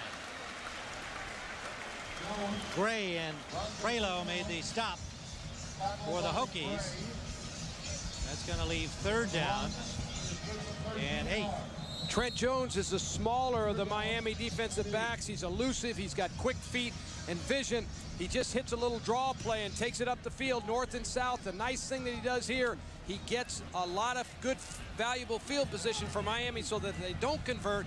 They're in better position to kick the ball. There's a look at the goalpost down in the Miami end zone, and you can see them swaying. The wind is definitely heavier. A flag down again. And the pass out intended for Jones as he had a good rush on. Engelberger putting the heat on Clement. Virginia rush the pass. Virginia Tech jumped off sides. It's a cheap 5 yards for Miami. Now instead of 3rd and 8, puts them into a 3rd and 3 situation. Offside. Defense. 5 yards. Replay, third down. Waverly Jackson, 98, just gets a little jumpy.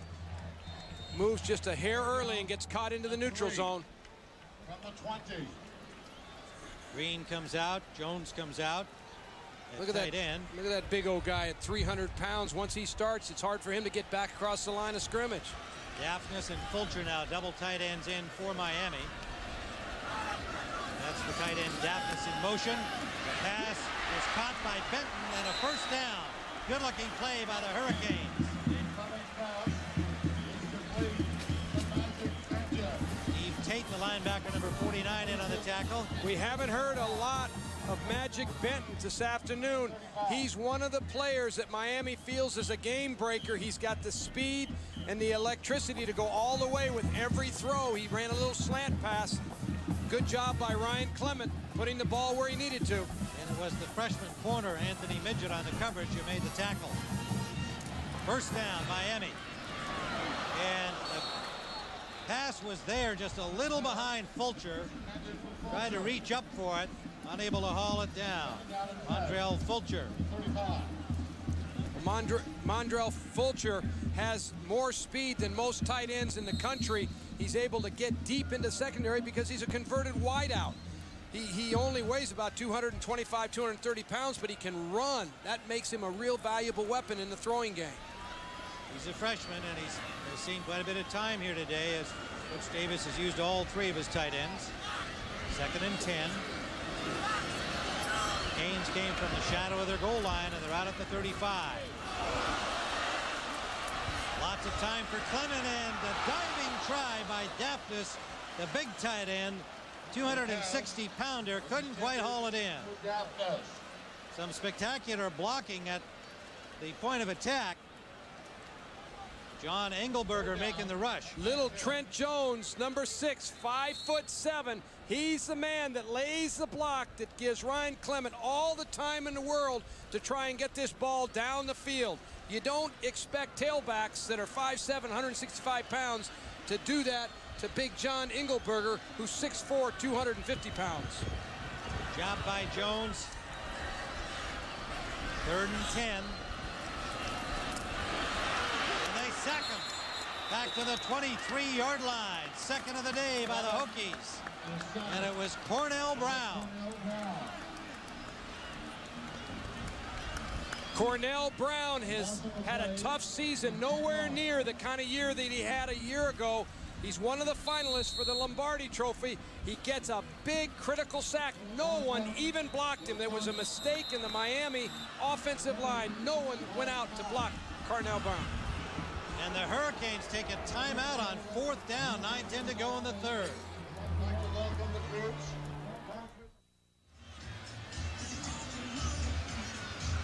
Well, the Hurricanes had to take a timeout as there was a mix-up on their punt team.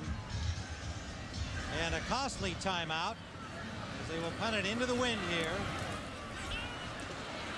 Short punt takes a Hurricane bounce. Sean Scales will let it roll. And good field position for the Hokies at their own 33-yard line. A 42-yard punt thanks to the good roll. Miami had too many men on the field on the punt team. Nate Brooks is confused as to where he needs to line up, and all of a sudden they needed to take a timeout and get organized. Very costly timeout in that particular position. What you'd like to do is take a delay of game.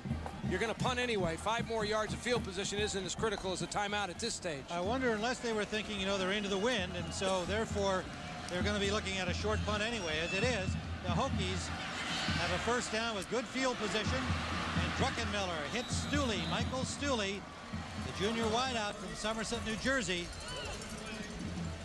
And a 1st down inside the 50-yard line into Miami territory.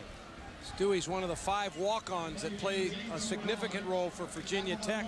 There's a little play-action pass off the sweep. Good fake by Druckenmiller, and he just hit Stewie right over the middle. 1st down, Virginia Tech at midfield.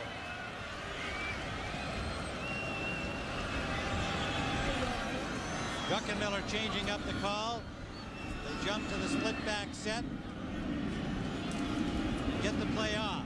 Druckenmiller gets time, and just off the hands of Cornelius White. He had the man open. Druckenmiller knew exactly what he was doing. Ricky Bussell, the offensive coordinator of Virginia Tech, is not going to be happy about that. They have dropped some balls at Virginia Tech this season, and it has cost them dearly. One of the reasons they're not throwing as often is because of the drop passes. White had a good chance at this. The ball was right there for him. He had a drop back in the 1st half as well. 2nd and 10. Give to the fullback. That is Edmonds. And Edmonds gets about 4 on the play. Yeah, now they're going to mark him back with his knee down after just a 2-yard pickup.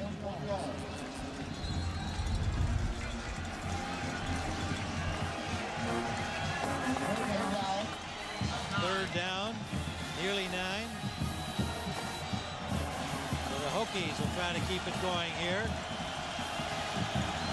Miami been able to stop them in this 2nd half here in the 3rd quarter.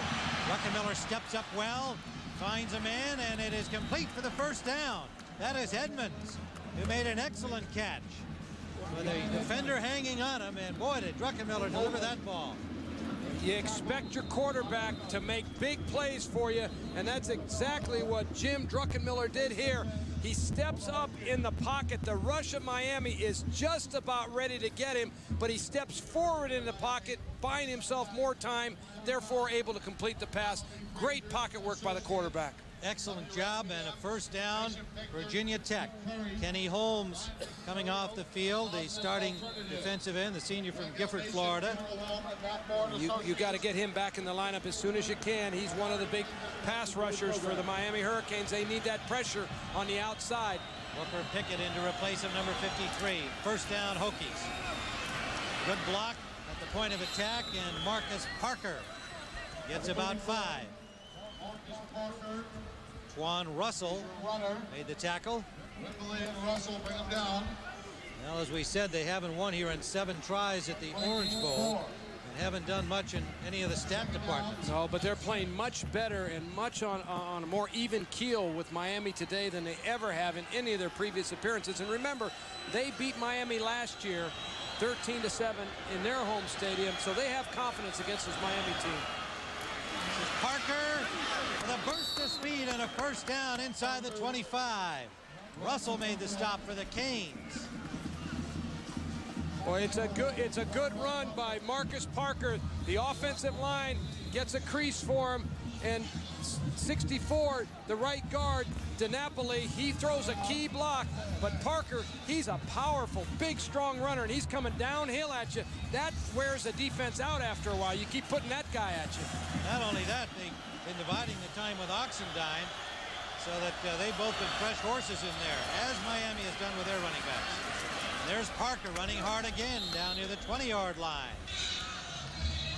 Well, Virginia Tech is definitely running the football better this half than they did in the first half. They've reestablished their attitude of toughness, physicalness. That's the kind of game they want. And the guy that's been able to let them hang in the game thus far is Jim Druckenmiller. He's hit enough balls to keep them in this game, even though they don't have a lot of points. He made a big 3rd and 10 there to Edmonds, the fullback, to keep the drive alive. 2nd and 5 on the 20. Shift to the eye. Play action option, and they give it to the fullback Edmonds, who gets maybe a yard. Well, we want to remind you folks that as a special Thanksgiving treat, CBS Sports presents figure skating at its finest. The United States team, featuring Scott Hamilton, Brian Boitano, and Paul Wiley, take on the world team and Katarina Witt, Victor Petrenko, and Kurt Browning in Ice Wars. Thanksgiving Day, 2:30 Eastern, 1:30 Pacific, and Friday, November 29th at 9 Eastern, 8 Pacific, here on CBS Sports. From the shotgun, Druckenmiller, and to flare it out to Parker, Coley jumped all over him, and there was a man who had a hand around the ankle of Druckenmiller as he made the throw. Holmes had a piece of him. There's a flag on the play, Tim, and Kennard Lang, 96, the defensive left end of Miami, jumped off sides. It's going to give Virginia Tech either a first down or very close to a first down.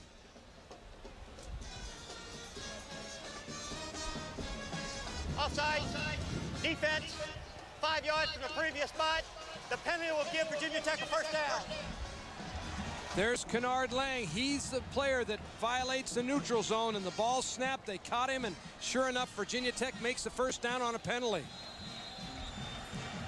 So a break for the Hokies, and they're now down at the 15-yard line of Miami. 4:55 to go in the 3rd, still tied at 7.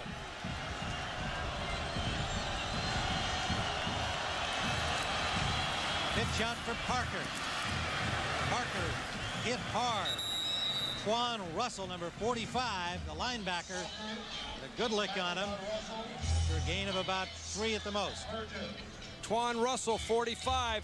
He's one of the best space players that Miami has. He has great speed. He's able to track this play down from behind.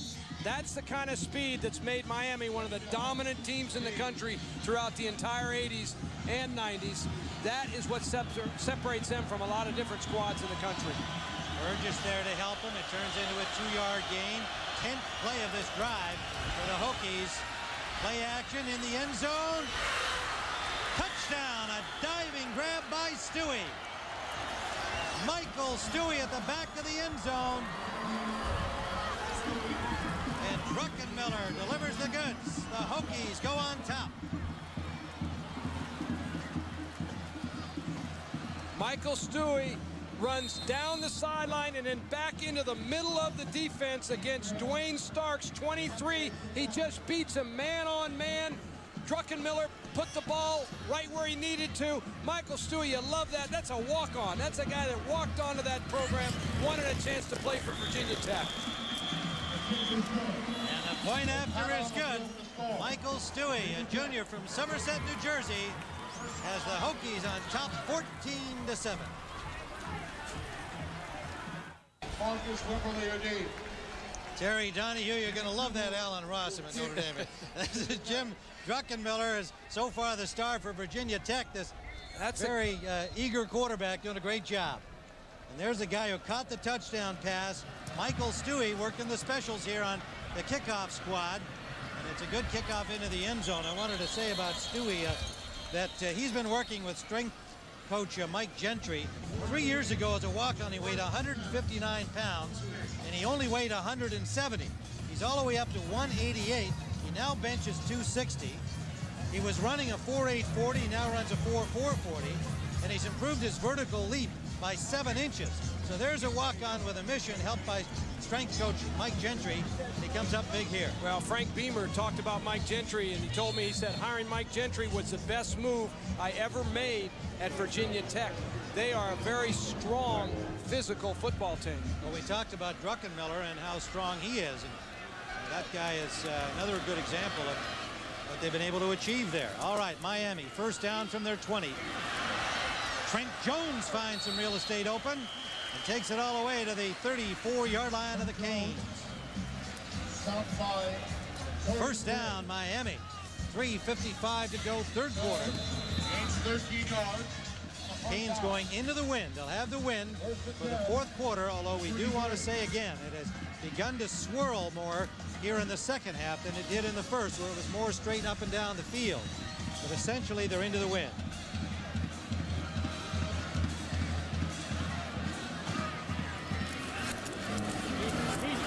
Jones again. A lot of room in the middle there. Picks up nearly 6. Let's go down to Michelle Tafoya. All right, guys. Well, since last year was the first time Virginia Tech ever managed to beat Miami, we asked the coaching staff of the Hurricanes, does your team truly understand the importance of today's game? And Butch Davis said, quote, if they don't, then they've been asleep all week. And defensive coordinator Bill Miller said he's been losing all sleep, wondering that same thing. Is my team ready? If they can come back and win this game, probably everyone will sleep a whole lot better tonight, guys. Well, Michelle's right. Bill Miller was very concerned about whether his defense could stop Virginia Tech. Well, they make the stop on that play. The loss of about a half-yard. Cornell Brown. He's missed 3 games this year. The Virginia Tech coaches have asked Cornell Brown to step up his game this particular week. He's coming off of suspension and a knee operation. He's not had the kind of year they anticipated, but he is making his presence felt today. Well, this is a big game in the Big East, and big players are expected to step up. He's an All-American, slated as NFL caliber quality. 14 sacks a year ago. He's got 4 this year, despite having missed 3 games, as we said. Pressure on Clement, and he's buried. Back at the 22-yard line, the 3rd sack. Ron Clement, Simonis, and Prelo combine to get him. One of the strengths of Virginia Tech's defensive coordinator, Bud Foster, is you never know when and where he's going to bring the pressure. He can blitz in any field position he likes. This is a pressure defense. Ryan Clement had no chance. There were 3 Virginia Tech defenders in there to make that stop. A great call by Bud Foster. Whoa, and Crosland had to hurry to get that punt off. And this time it takes a Hokie bounce, and it is going to be spotted at the 49-yard line of Miami, just a 22-yarder into the wind. The snap a little off the mark. 23 yards. Virginia Tech is known as a great punt rush team. Keon Carpenter from the middle has 4 blocks this season. He slips a personal protector, and he almost gets held there. They're so concerned about him being such a factor on punt rush. Well, like Tremaine Mack of Miami, you've got 2 of the best in the country at that particularly difficult task. The Hokies start inside Miami territory. 1:31 to go in the 3rd. Virginia Tech by 7. Oxendine. Nowhere to go. Good pursuit that time by the Canes. Boy, and a great play by number 90, Kenny Holmes. You mentioned big players stepping up in big games, and they're trying to fight through here to the Big East Championship. He really defeated the block of the offensive player and played that sweep perfectly. That's why a lot of people regard him as one of the very top defensive ends in the country. Jim Druckenmiller now has a 2nd and 13. Ooh, what a hit there. Good job to hold on by James Crawford, number 13, making his first catch. Got about 4 yards on the play, maybe, well, more than that. Give him 5. You've got to be courageous, and you have to be able to catch balls over the middle. James Crawford does just that, and James Burgess, he loves that kind of an opportunity. That's an open field tackle. That can excite a defensive team and get them to play at a higher level. That kind of a hit. Crawford, fortunately for him, a big guy, 6'2", 207 from Blacksburg. Home of the Hokies. Druckenmiller steps inside, but he is nailed. 2nd Miami sack, and it's Holmes who gets it. We just talked about Kenny Holmes and how he needed to step forward. He comes from the top of the screen on the right side against Jay Haywood, number 71. Haywood has not been able to handle Holmes this afternoon. That's been a bad matchup. Well, that's the end of the 3rd quarter with the score. Virginia Tech 14, Miami 7. We'll return to the Orange Bowl after this message and a word from your local station.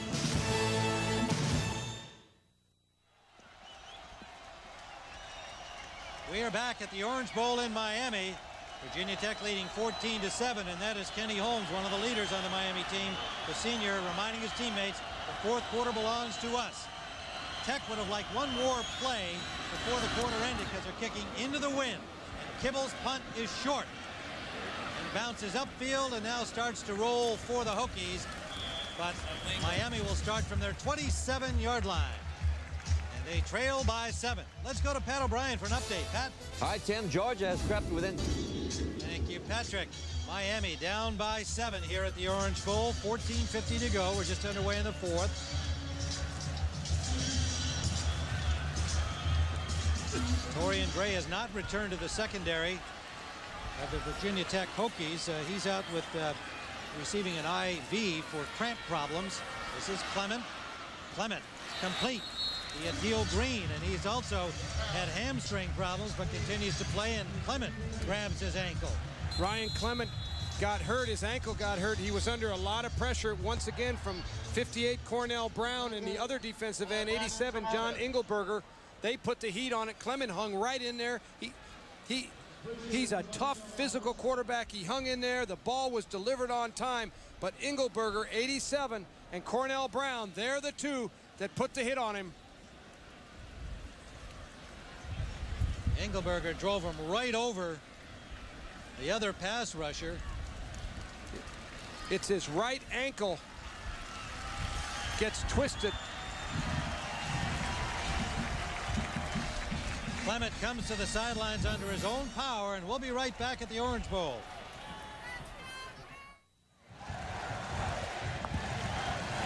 The last thing Miami needed was for Ryan Clement to get hurt. He is sidelined right now with an ankle injury to the right ankle that it has him in severe pain, guys, to the point of nausea. We'll get more word in a moment. Sophomore Scott Covington has come in to replace him. And Edgerrin James on first down. His first appearance here in the 2nd half.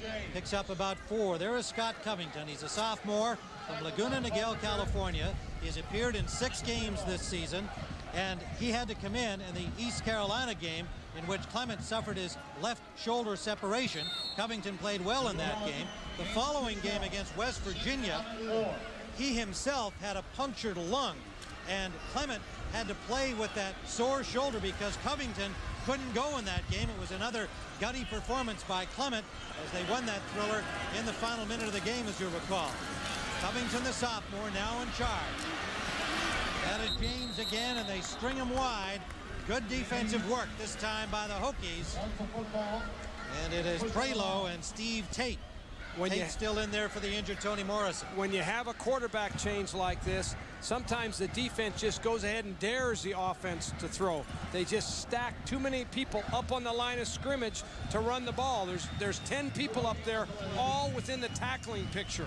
That's why it's so hard to get the ball started down the field. Miami with their second unit offensive line, with the exception again of center Casey Jones. They're getting their time, as they usually do, at least a series in each half. And there's ice on the ankle of Ryan Clement. He's not going to come back in the game, Tim. I've seen that too many times with those ankles. Third down and a first down pickup on the pass to Magic Benton. So Covington delivers an important third down pass. I think you'll see Miami, Larry Coker, the offensive coordinator, the entire offensive line for Miami is returned from last year. So they have experience up there. They're going to rely on those players to open up some running games, and then go ahead and just let Scott Covington be an opportunistic thrower. Throw underneath routes once in a while. Keep the pressure on Virginia Tech by keeping them off balance. That's the kind of style they're going to use with this guy.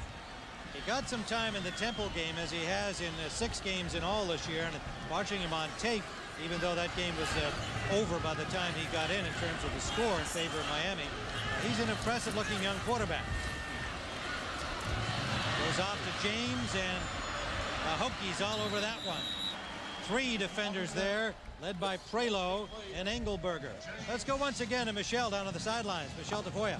All right, Tim. Well, Ryan Clement, obviously with the ice on the right ankle, it is sprained. He is out for the game, and as I mentioned, in a great deal of pain right now. Tim? We'll try and get an official word on that. Until x-rays, I'm sure they won't be able to tell us much more than what we can see there. Pain in the ankle of Ryan Clement, and ice on to reduce the swelling. You know, I watched Scott Covington play in high school. He's from Southern California. He's been in situations where he's taken his team to lots of come-from-behind victories at that level. He's a good-looking quarterback, as you mentioned, Tim. He's got all the mechanics, and he's got some college experience. He can win this game for Miami. He just needs to perform. Larry Coker. Prior to the snap, encroachment by contact, defense. 5 yards, repeat second down. Larry Coker, the offensive coordinator, will just be careful on how he uses them. And here's what's at stake. They've got to continue in the race for the Big East Championship. Miami a half game back of Syracuse. Virginia Tech in desperate need of a win. If they lose here today, they're out of the picture. 5-yard penalty against the Hokies. Encroachment on the defensive side. 2nd and 7. Covington, he's got a man. It's Gator. Pulled down by Lauren Johnson. And Covington right on the mark to Tony Gator. First down, Miami. Virginia Tech has packed 8 men on the line of scrimmage, isolating the wide receivers one-on-one.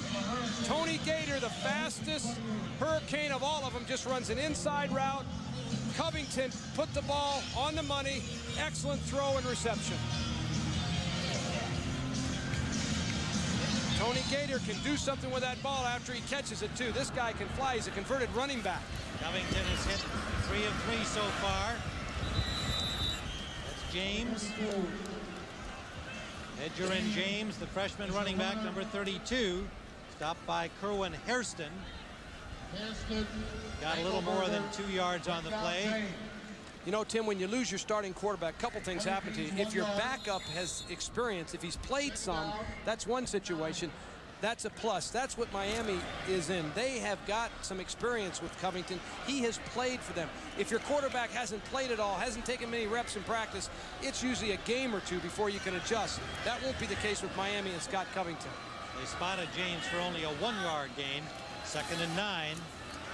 Play action, and Covington just escapes the rush. And what a pass as he inbounds. No. Great effort by Covington to the tight end Jones. He made a fine catch as well, but out of bounds. Once again, Virginia Tech came with the blitz. Brandon Simones, one of the outside linebackers, along with the rover, Pearson Prelo, they are the ones. Covington shows great mobility there, saves a huge loss, at least gets rid of the ball. And Chrissy Jones, he makes a nice reception. They just ran out of room. Now the sophomore in a spot here. 3rd and 9. Big play time. Short drop. Delivers to the tight end Daphnis stopped short of the first down. Now what does Miami do here? 11:07 to go, down by 7. Boy, they're Gray and Johnson made the tackle. Torian Gray has returned to the secondary of Virginia Tech. The tight ends have really been utilized by Miami today because they're so thin at wide receiver. So they're getting the ball to Chrissy Jones, Gerald Daphnis, Fulcher. All 3 of the tight ends have been factors in Miami's throwing game.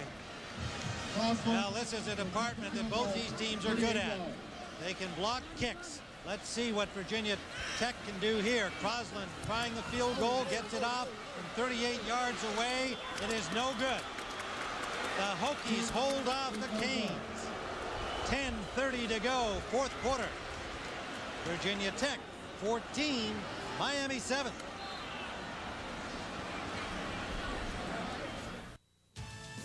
CBS Sports coverage of college football is sponsored by Visa. It's everywhere you want to be. Nicorette Gum. You can do it. Nicorette can help. And by McDonald's. Have you had your break today? A 38-yard field goal try by Crosland. It might have been tipped by Waverly Jackson. What do you think, Terry? In the middle, he gets a hand up. It's hard to tell, but it looked like he may have tipped that ball. May well have deflected, but hard to tell. Fingertip tip if it was. Crosland was 9 of 10 in the field goal department coming into the game. He's missed 2 here with the win today. And on first down, the Hokies give it to Marcus Parker. He gets a couple before he's swarmed under. Let's go to Pat O'Brien in New York for an update. We'll enjoy this. Syracuse has gone up 7-0 in the Carrier Dome over Army on this Malcolm Thomas 3-yard run. It was Thomas's 7th rushing TD of the season. Army's 9-0 on the season, but they trail early in this game. Back to you. Well, Syracuse, unbeaten in Big East competition and trying to chalk up a win over Army, having an outstanding year. 3-yard pickup on first down, 2nd and 7. Parker is stopped after about a 2-yard pickup by James Burgess, has really been throwing some big hits. And there's quarterback Ryan Clement. And Clement looks like he was actually headed back onto the field. I mean, you know he'd go if he could. Crutches and all. That guy would. He'd go with the crutches. Instead, he's just talking to the guys upstairs. Still very much involved in the game. The next offensive series, Scott Covington will continue at quarterback. Ryan Clement can help during this game. He can really help Covington. Miami's coming on the blitz. 4 wideouts in. And it is caught by White, and he gets the first down. What a good job by Cornelius White, who's had a couple of drops, but has made a couple of key catches. Coley brought down White. Twan Russell came on the blitz, put tremendous pressure on Druckenmiller from the side. He can really explode and come off, takes a heck of a hit, but the ball is thrown on time. It's so important when you're throwing those kind of routes that it's on time. Cornelius White was on time for the quarterback. Druckenmiller 14 of 20 now. That one nearly broken up, nearly picked off. I mean, broken up by Earl Little. Diving in there to try and steal it, he knocked it away. Is broken up by Little. A lot of players playing hurt in this game. Little has left the field twice with injury. You want your defensive backs to be able to break on throws. Earl Little does exactly that. He breaks on that ball, knocking it away. Great defensive play, clean pick. Little, the senior from North Miami. Gutty performance by him. Had a collision earlier with a big fullback Edmonds back in the first half. Druckenmiller from the shotgun has to get it away quickly against the rush of Russell. And it's incomplete, intended for Sean Scales. Once again, Miami has turned up the heat here with the pressure. Twan Russell, 45. He's the guy that's going to come in unblocked, and he's the one that puts the pressure on Druckenmiller. He can't quite get the ball delivered. Excellent defensive call by Miami. Big play here. 8:47 to go, 3rd and 10. 32-yard line of the Hokies who lead by 7. Druckenmiller steps up, bought some time, and his receiver taken down, and no call. Sean Scales looked like he was tackled by Coley. Well, they missed one on that one, Tim. They missed one on that one. That was flagrant pass interference by Tony Coley.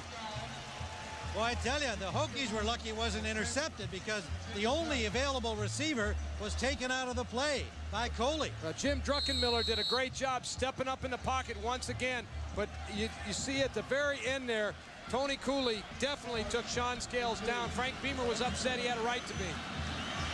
So the Hokies will have to punt. Break for the Canes.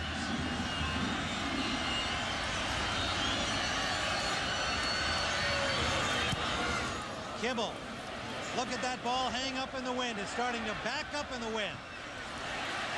Takes a Hokie, a Miami Hurricane bounce and is down at the 49. A 19-yard punt into that stiff wind.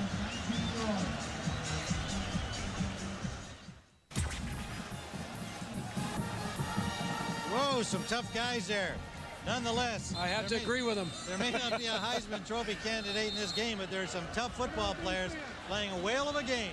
14 points for Virginia Tech, 7 for Miami. Hurricane ball, first down. From their own 49, and Covington, it's dropped by Benton. Magic Benton dropped the pass perfectly on the mark from the sophomore quarterback.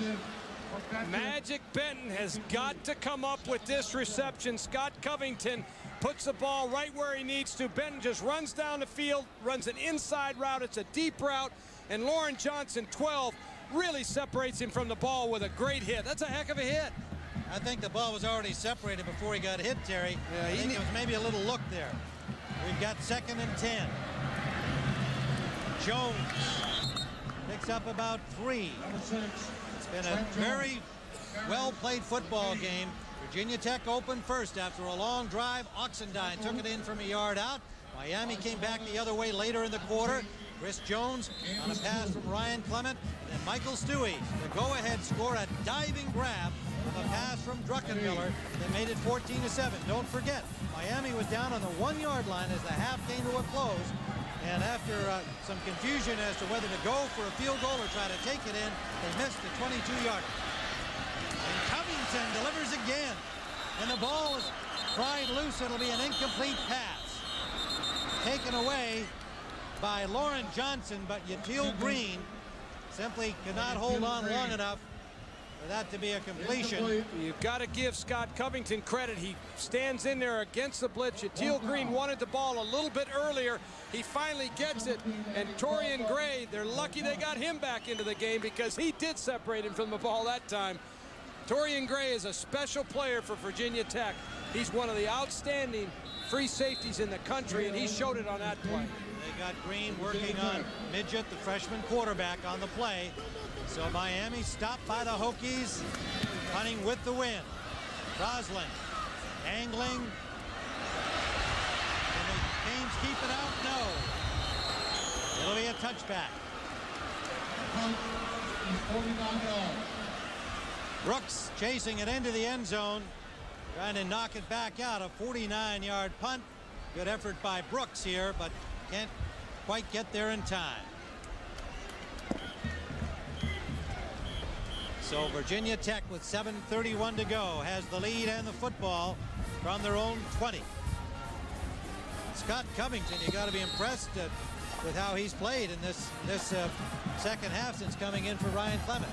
Well, Bill Miller, the defensive coordinator at Miami, he told us yesterday that this game was going to challenge us physically. It was going to challenge us competitively. That the rubber's going to hit the road here real fast. Miami's got to come up with a key defensive series right now. Oxendine on first down with a flag on the play. Oxendine got only a couple before he was buried. And it is Jay Haygood, the starting left tackle for the Hokies, who is down and injured. And the preliminary call will be holding against Virginia Tech. Meanwhile, Marvin Davis is out of the game defensively for Miami. Not expected to return. Their starter at left defensive tackle. Holding. Offense, 10 yards from the spot of the foul. Repeat, first down. Davis, we started to say, out with a left foot sprain. He was a backup for Michael Lawson, who was out of the game with an ankle injury suffered in their last outing against Temple. Jay Haygood, the left offensive tackle, all 315 pounds of him, gets twisted around and hit from behind by Twan Russell. First down. So with this timeout on the field with the injury to Haygood, we'll take a timeout and be right back.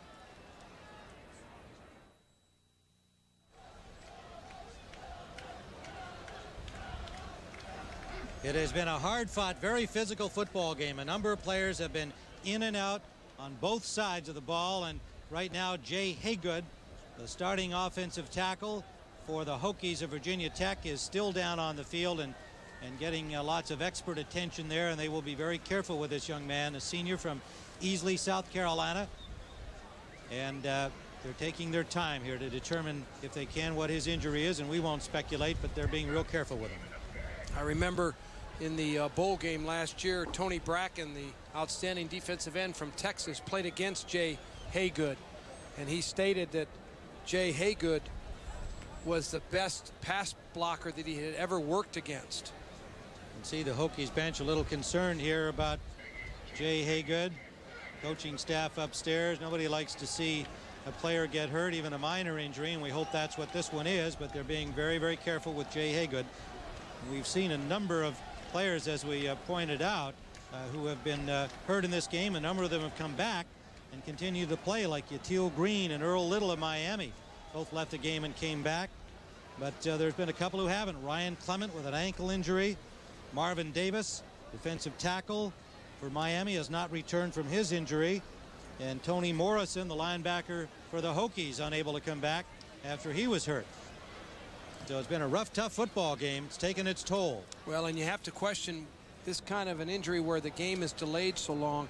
The momentum from both the offense and the defense is taken away. And I mentioned prior to the injury. There's the best sign right there. Haygood up on his feet. Get that big old guy on his feet. Look, he's all of 313 pounds, at least, too. Yeah. Well, there's a good sign. That's a relief for everybody to see Jay Haygood leaving with just some assistance. Going back to the momentum, this is a time now you've got to recapture the momentum, whether you're coaching defense or offense. The key is who can capture it the quickest. Miami, this we mentioned prior to the injury, this is a key defensive series for the Miami defense. They've got to get the ball back for their offense. Derek Smith, number 74, a sophomore from Kearneyville, comes in to replace him. Haygood at left tackle. Chad Pegues is in at left defensive tackle, replacing the injured Marvin Davis for Miami. First down and 20. Oxendine, nice running. Oxendine battling almost for the first down. He'll be about 2 yards short. Ken Oxendine, the Big East rushing leader, showing why. Wimberly on the hit. And Wimberly. Derek Smith had just come in at left tackle, and he's working against Kenny Holmes, number 90, and he makes a good block. Holmes jumped inside too quickly. That allowed Oxendine to get the ball outside. The defense was unsound once that happened. Second and a yard. Fake to Oxendine. Little flare outside to Scales, and Scales has the first down over the 40-yard line.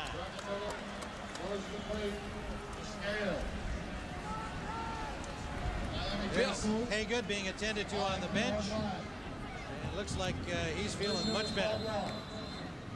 Let's go down to Michelle Tafoya for a report.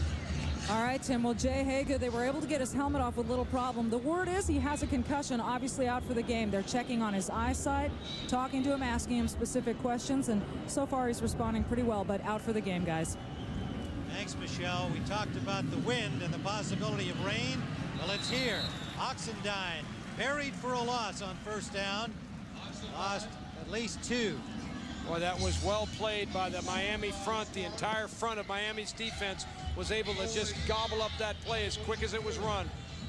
Burgess, the linebacker, Starks, the cornerback, coming up to make the hit, utilizing all of that traffic of the big guys in front of them, breaking up the blocks. Both defensive fronts, both Virginia Tech and Miami, have played well against the running game. Rain is blowing in now from the open end of the Orange Bowl. Druckenmiller with 2nd and 11, closer to 12. Oxendine and another good defensive play. Burgess having a huge second half for the Hurricanes, number 54.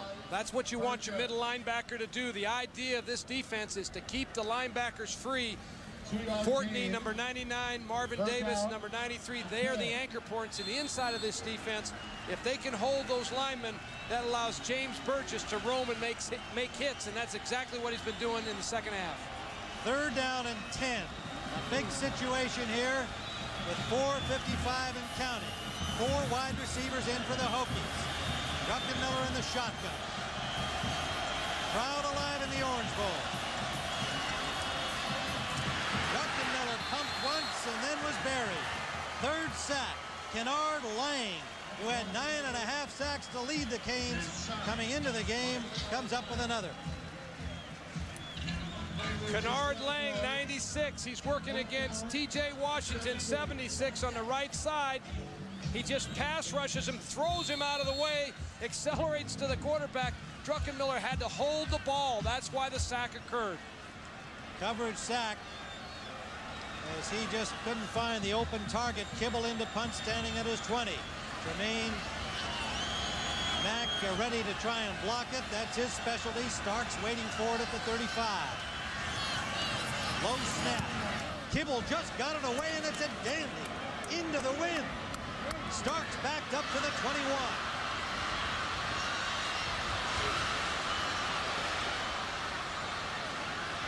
Starks pulled down at the 26-yard line. What an effort by the punter, Kibble. 44 yards into the wind. Just a 6-yard return. Another Hokie down who tripped as he tried to get to make a play on the return, and that is Shane Miles, a reserve tight end, number 40. You know that Miami has been traditionally an outstanding punt block team. They come on a full rush here. The punter does a great job just hanging in there, not panicking, and getting that ball off, and did he hit it? Tremaine Mack was neutralized on the rush. They've got at least 2 guys. They're not going to let that guy block a punt. Frank Beamer probably told those guys, listen, I don't care what happened. Don't let that guy get the punt today like he did against West Virginia. And he's had 9 block kicks in his 2 years playing for the Hurricanes. Meanwhile, this is Miles, who it appeared to me just simply tripped on the turf as he tried to catch up with Starks. So yet another player down, giving it his all in this big game. 3:44 to go. Hokies 14-7.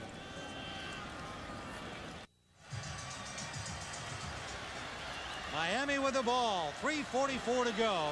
First down from their own 27-yard line. Scott Covington, the sophomore quarterback, in for the injured Ryan Clement. Connects again to Yatil Green. Covington now 5 of 8 since coming in for Clement here in the second half. Sometimes you can get so excited trying to cover a punt, you can go on down by yourself. That's exactly what happened in this particular case. No one laid a hand on him. He just fell down. Tripped over the yard line, it looked like to me. And if he had the ball, I would have called that self-tackleization, right, but he didn't have the ball. You can't call it that. It's my absolutely favorite football expression coined by you, self-tackleization. You'll have to come up with one to cover that. First down, Hurricanes from the 42-yard line. Pumps once, Covington deep, that's way over everybody, and almost picked off by Anthony Midget, the freshman, but the wind took it even beyond his grasp. Yatil Green has a hamstring problem. He did not show his ordinary speed throughout the entire route. You want your wide receivers to keep running. Virginia Tech did a good job. It was kind of a stutter and go. Covington threw it where he thought he would be. You know, Scott Covington, he's impressive. He's got a good throwing motion. The ball has some steam on it. He's an impressive quarterback. Yes, he is. Green, for his part, 7 catches today, 102 yards for the Hurricanes. 2nd and 10. Oh, loose ball. Covington dives out on it. Problem with the exchange from center. Costly play will leave it third and about 17 when they mark it. Anytime you have a new quarterback, you always worry about exchange problems. Casey Jones, he's been the mainstay in that middle of the Miami line. That's on Scott Covington. I'd bet a dime to a dollar. Casey Jones has been reliable with that ball all year long. It'll be third and 16. 2:59 to go. Yet another big play situation. Third and long. Hokie showing blitz. They don't count. Covington has time and delivers first down to Yatil Green. Clutch play by the South Florida quarterback. When you throw these kind of deep routes, you've got to have great protection. Miami's offensive line is giving Scott Covington that protection. Yatil Green gets to run all the way down the sideline, push the defensive back, and then break. Covington, he's a fired-up guy himself. This has been one fine football game. A lot of excellent plays on the part of both teams, both offense and defense. First down, Canes, 45-yard line of Virginia Tech. They trail by 7, 2:45 to go. Covington. That ball is incomplete. Looked like it came off his fingertips and kind of took a dive on him, intended for Daphnis.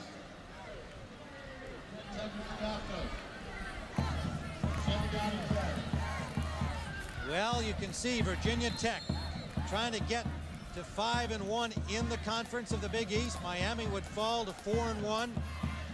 And you know, it's more than that. Frank Beamer talked about Miami being a measuring stick for Virginia Tech. They measure their football program by Miami. And they have West Virginia and Virginia remaining after this game. Does Virginia Tech. And that pass intended down the right side for Nick Williams, the fullback. And a little miscue, it appeared, between Covington and Williams there. Miami still has Syracuse left. Syracuse 5-0 in the conference, 6-2 overall. They play Boston College next week. BC a winner today. Well, a loss for Miami isn't devastating. A loss for Virginia Tech is devastating. At least as far as the Big East Championship is concerned. There's a two-way tie. It'll be determined by their head-to-head record against each other. Could go to a three-way tie. Then it would be. This is complete to Yatil Green. Covington on the mark and Green running hard. Can't stay in bounds, but he's down to the 15-yard line. Look at Yatil Green. He is limping with that hamstring.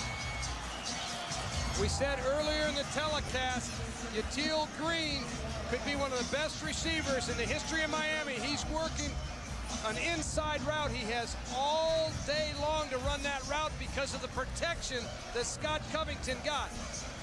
Virginia Tech elected to only rush 4 linemen. They did not put any pressure, any blitz on the Miami quarterback that time. He just had too long to throw the ball. 9 catches for Green, 152 yards on the day. And they've been working on the freshman corner midget with Green, the junior. The fade and in and out of the hands of Benton. It was out of bounds, however. Had he caught it, he was out of bounds. Magic Benton, number 8. The wide receiver has got to leave himself enough room so he can fade on the ball. The quarterback is always going to push the ball outside. This is a mental mistake by Magic Benton. He's too close to the sideline. The quarterback does not have that responsibility. The wide receiver does. He needs himself more room. And again, they worked on midget, and he comes out. Keon Carpenter, the sophomore, number 1, comes in to replace him. They've been working midget overtime. Have the Hurricanes. Covington has time. There's a man open. Dropped by Tony Gator alone at the goal line.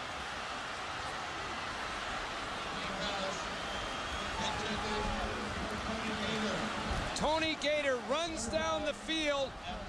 He runs an out route. He turns number 12, Lauren Johnson, around. He's wide open. He just has to make this catch. He's got a touchdown. It hits him right in the hands. His hand position was wrong. He didn't have his hands in the proper position to catch that ball. Went right through him. Hurricanes take a timeout. With 3rd down, they need to get to the 4-yard line for a first.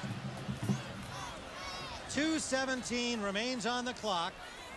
That's a shame. Miami with one more timeout remaining. That's a shame they had to burn a timeout there. You really want to save those timeouts for your defensive unit.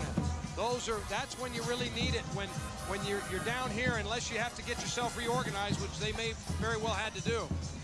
Nice moment by Magic Benton, consoling Gator for dropping that. Here's Ryan Clement. He's still in the game.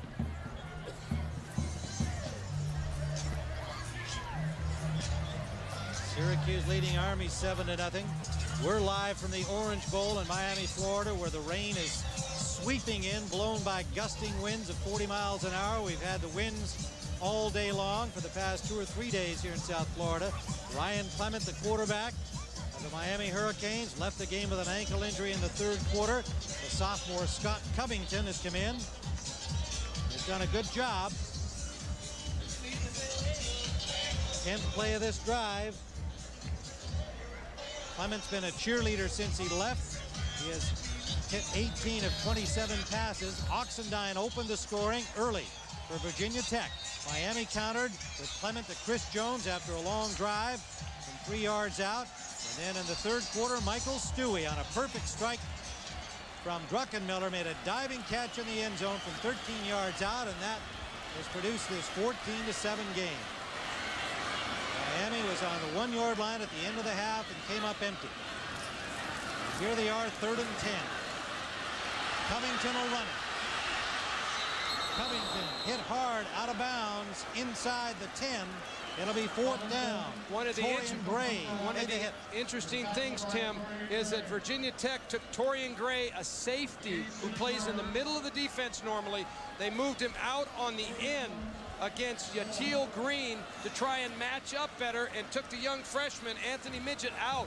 Great strategy by Virginia Tech, and he did a good job of covering Yatil Green. Keon Carpenter moved into the safety spot normally occupied by Gray. They had just been working a Midget overtime. Miami on 4th down. Covington to the end zone, intercepted. Keon Carpenter. Carpenter could score.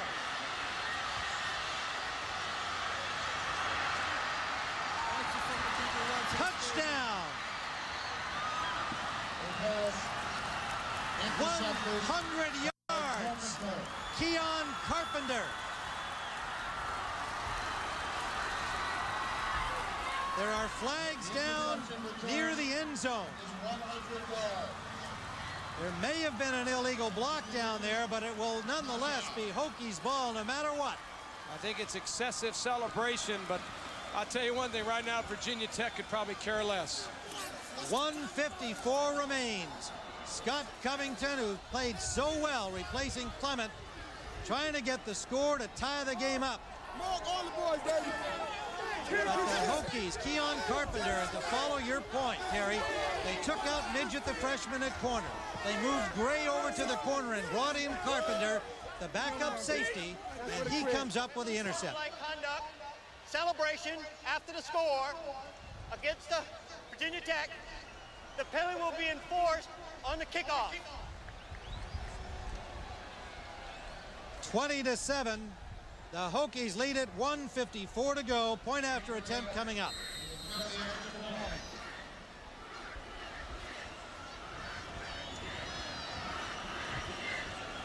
Shane Graham. It is good. Virginia Tech leading Miami 21-7. Watch it again. Miami's trying to hit Tony Gator, who runs an inside route. Right there, Keon Carpenter just picks it off, and he's going to take 100. Watch 55, Newsome. Watch the effort that linebacker has. He made one Miami man run around him, and here he is on Scott Covington. Look at the block. What an effort by Myron Newsome. And Carpenter going 100 yards for what should be the clinching score. 1:54 remains. Frank Beamer Looks like he ran nearly 100. Well, he's trying to get all those guys. He's sick to his stomach. I know what he feels. He's trying to get his team not to celebrate. He doesn't want that penalty. They're going to back him up on the kickoff, and he knows that the game isn't totally over. Miami's got timeouts. There's 1 minute and 54 seconds. I'm telling you, you never want to celebrate at that time. Frank ran out of wire there on his headset, trying to get down there to berate those players for that penalty. Ryan Clement finally looks a little beaten here. Boy, he hasn't given up on anything in this entire game, even when he was knocked out with an ankle injury. 1:54 remains. Virginia Tech 21-7. Let's take this opportunity to go to Pat O'Brien in New York. Pat? All right, Tim. Georgia has overcome a 28-7 deficit to tie Auburn, 28-all. Mike Bobo hits Corey Allen for a 30-yard touchdown pass. Look at that catch and effort. And it's not at the 28. We're in overtime. All right, thank you, Pat. Good effort by Georgia down there today. A high, short kickoff into the wind. Knocked out of bounds right at the midfield stripe. They're going to mark it at the 48-yard line. Boy, Miami was really lucky on that, Tim. They needed to fair catch that ball. No one handled the ball for Miami. They let that ball. It's a live ball after it goes 10 yards. Right. They were real lucky. There were a bunch of Hokies there with a shot at it. The ball bounced once and went out of bounds. You, they may give this ball to Virginia Tech. I don't know if he was out of bounds or not. Not sure who touched the ball when it did come down inbounds. So there's a discussion here.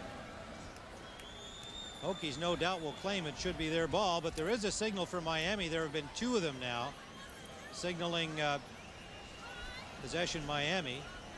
Although that second signal may have been for a penalty against Virginia Tech. Let's wait and see. This is a live ball 20 yards down the field, 25 yards down the field. Virginia Tech almost captured control of that. Right along the sideline. We still don't have anything official yet. We have a kickoff out of bounds at the 48-yard line. Miami elected to take the ball at the spot where it went out of bounds. First down. Yeah, that's their choice. It was not touched by either team. Went out of bounds, untouched. And so Miami opting to take it where it went out at the 48-yard line of Virginia Tech. Hurricanes trail by 14. They have 1:54 left to make something happen. Covington continues at quarterback for the injured Ryan Clement. And it's in and out of the hands of Fulcher, the tight end. Fulcher. You know, when you sit around when a ball game's over as a coaching staff, you talk about if we had done this, if we had done that. Tony Gator, he was wide open on this Miami pass. If he receives that, gets that ball in the end zone, they put the game into overtime. Instead, he makes the drop, and then all of a sudden, Keon Carpenter comes up with the 100-yard interception. You know, everybody says it's a game of inches. It is. It's a game of inches. Hey, bet it sure is today. Hey, Mom. Come on. Hey. Georgia and Auburn are in overtime in their game, and at the conclusion of our game, we'll take you there for the finish. Covington gets time, has a man wide open. This is Gator. Gator surrounded by Hokies, still going. Tony Gator takes it out of bounds down at the 17-yard line with 1:37 on the clock. That's why you say the football game's never over as long as you have timeouts. Unfortunately, Miami burned a timeout earlier, but they've got 2 timeouts. Well, they got left. only one remaining. 1 timeout left, but the game is really never over if you can just keep your team hanging in there. You never know what's going to happen with onside kicks. Tim, I got beat one time against the University of Michigan. We had the game locked up. They onside kicked me with about 25 seconds to go and ended up winning the game against us. You just never know. And Miami came back in the final minute against West Virginia a couple of weeks ago. That's complete to Trent Jones. Mind you, they weren't down 14. That's the difference here. They're at the 11-yard line. Second down, a long 4.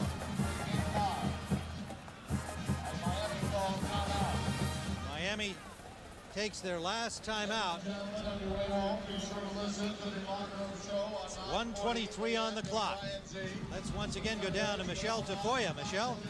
Well, guys, I think we should all take a little heart in knowing that Ryan Clement at least has managed to maintain his sense of humor throughout this. Just a moment ago, he turned and looked at me and said, you know, you guys shouldn't cover our games. We lose every time you cover our games. And then he laughed and sat back down. Blame it on us, guys. What a competitor, Ryan Clement. He'll find some reason to put a different picture on this game. Ankle injury taking the starter out. Scott Covington played awfully well, but unfortunately threw the pick there, and Keon Carpenter took it 100 yards for this touchdown that made it 21-7. Well, tonight on CBS, after all of the football feast is on CBS.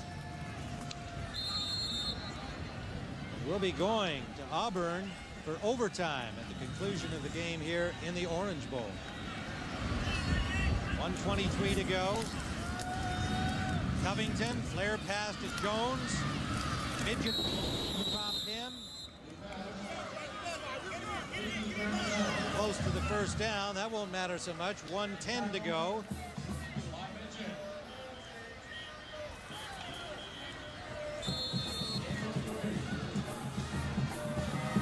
Longest interception for a touchdown in Virginia Tech history, the one by Keon Carpenter. Covington out for Jones. Jones tripped up at the 5-yard line.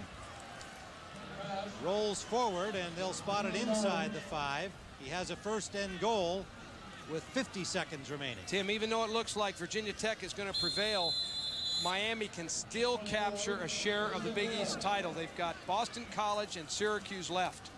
This was a must. And that one is picked off or not. Was he out of bounds? I think they gave it to him. Torian Gray made the catch in the end zone for Virginia Tech. And that is the last shot for Miami. This was a must-win for Virginia Tech and Frank Beamer. Torian Gray, a guy who played free safety and corner, working against Yatil Green. The ball's just overthrown a little bit by Covington. You know, this is the first time Miami's lost 3 in a row at home here in the Orange Bowl since the end of '84 and the beginning of the 1985 season. And this puts Virginia Tech, to me, on a different level. If you can beat Miami 2 years in a row, you've got to be so happy for your players and your coaches. This is a great win for Frank Beamer and the Hokies. Well, we said that they were the best kept secret among the ranked teams in the country. And again, as they did last year, going to the Sugar Bowl, beating Texas, they have proven that they are now genuinely in the elite of college football. They win here at the Orange Bowl. And the irony is they'll be cheering for Miami when the Hurricanes play Syracuse, because Virginia Tech is very much alive for the Big East Championship. And of course, great bowl opportunities. And they let the clock tick down here, these final seconds. The Hokies of Virginia Tech have defeated the Hurricanes of Miami 21-7. And so for Terry Donahue, I'm Tim Ryan, returning you to Pat O'Brien in New York. Have defeated the University of Miami Hurricanes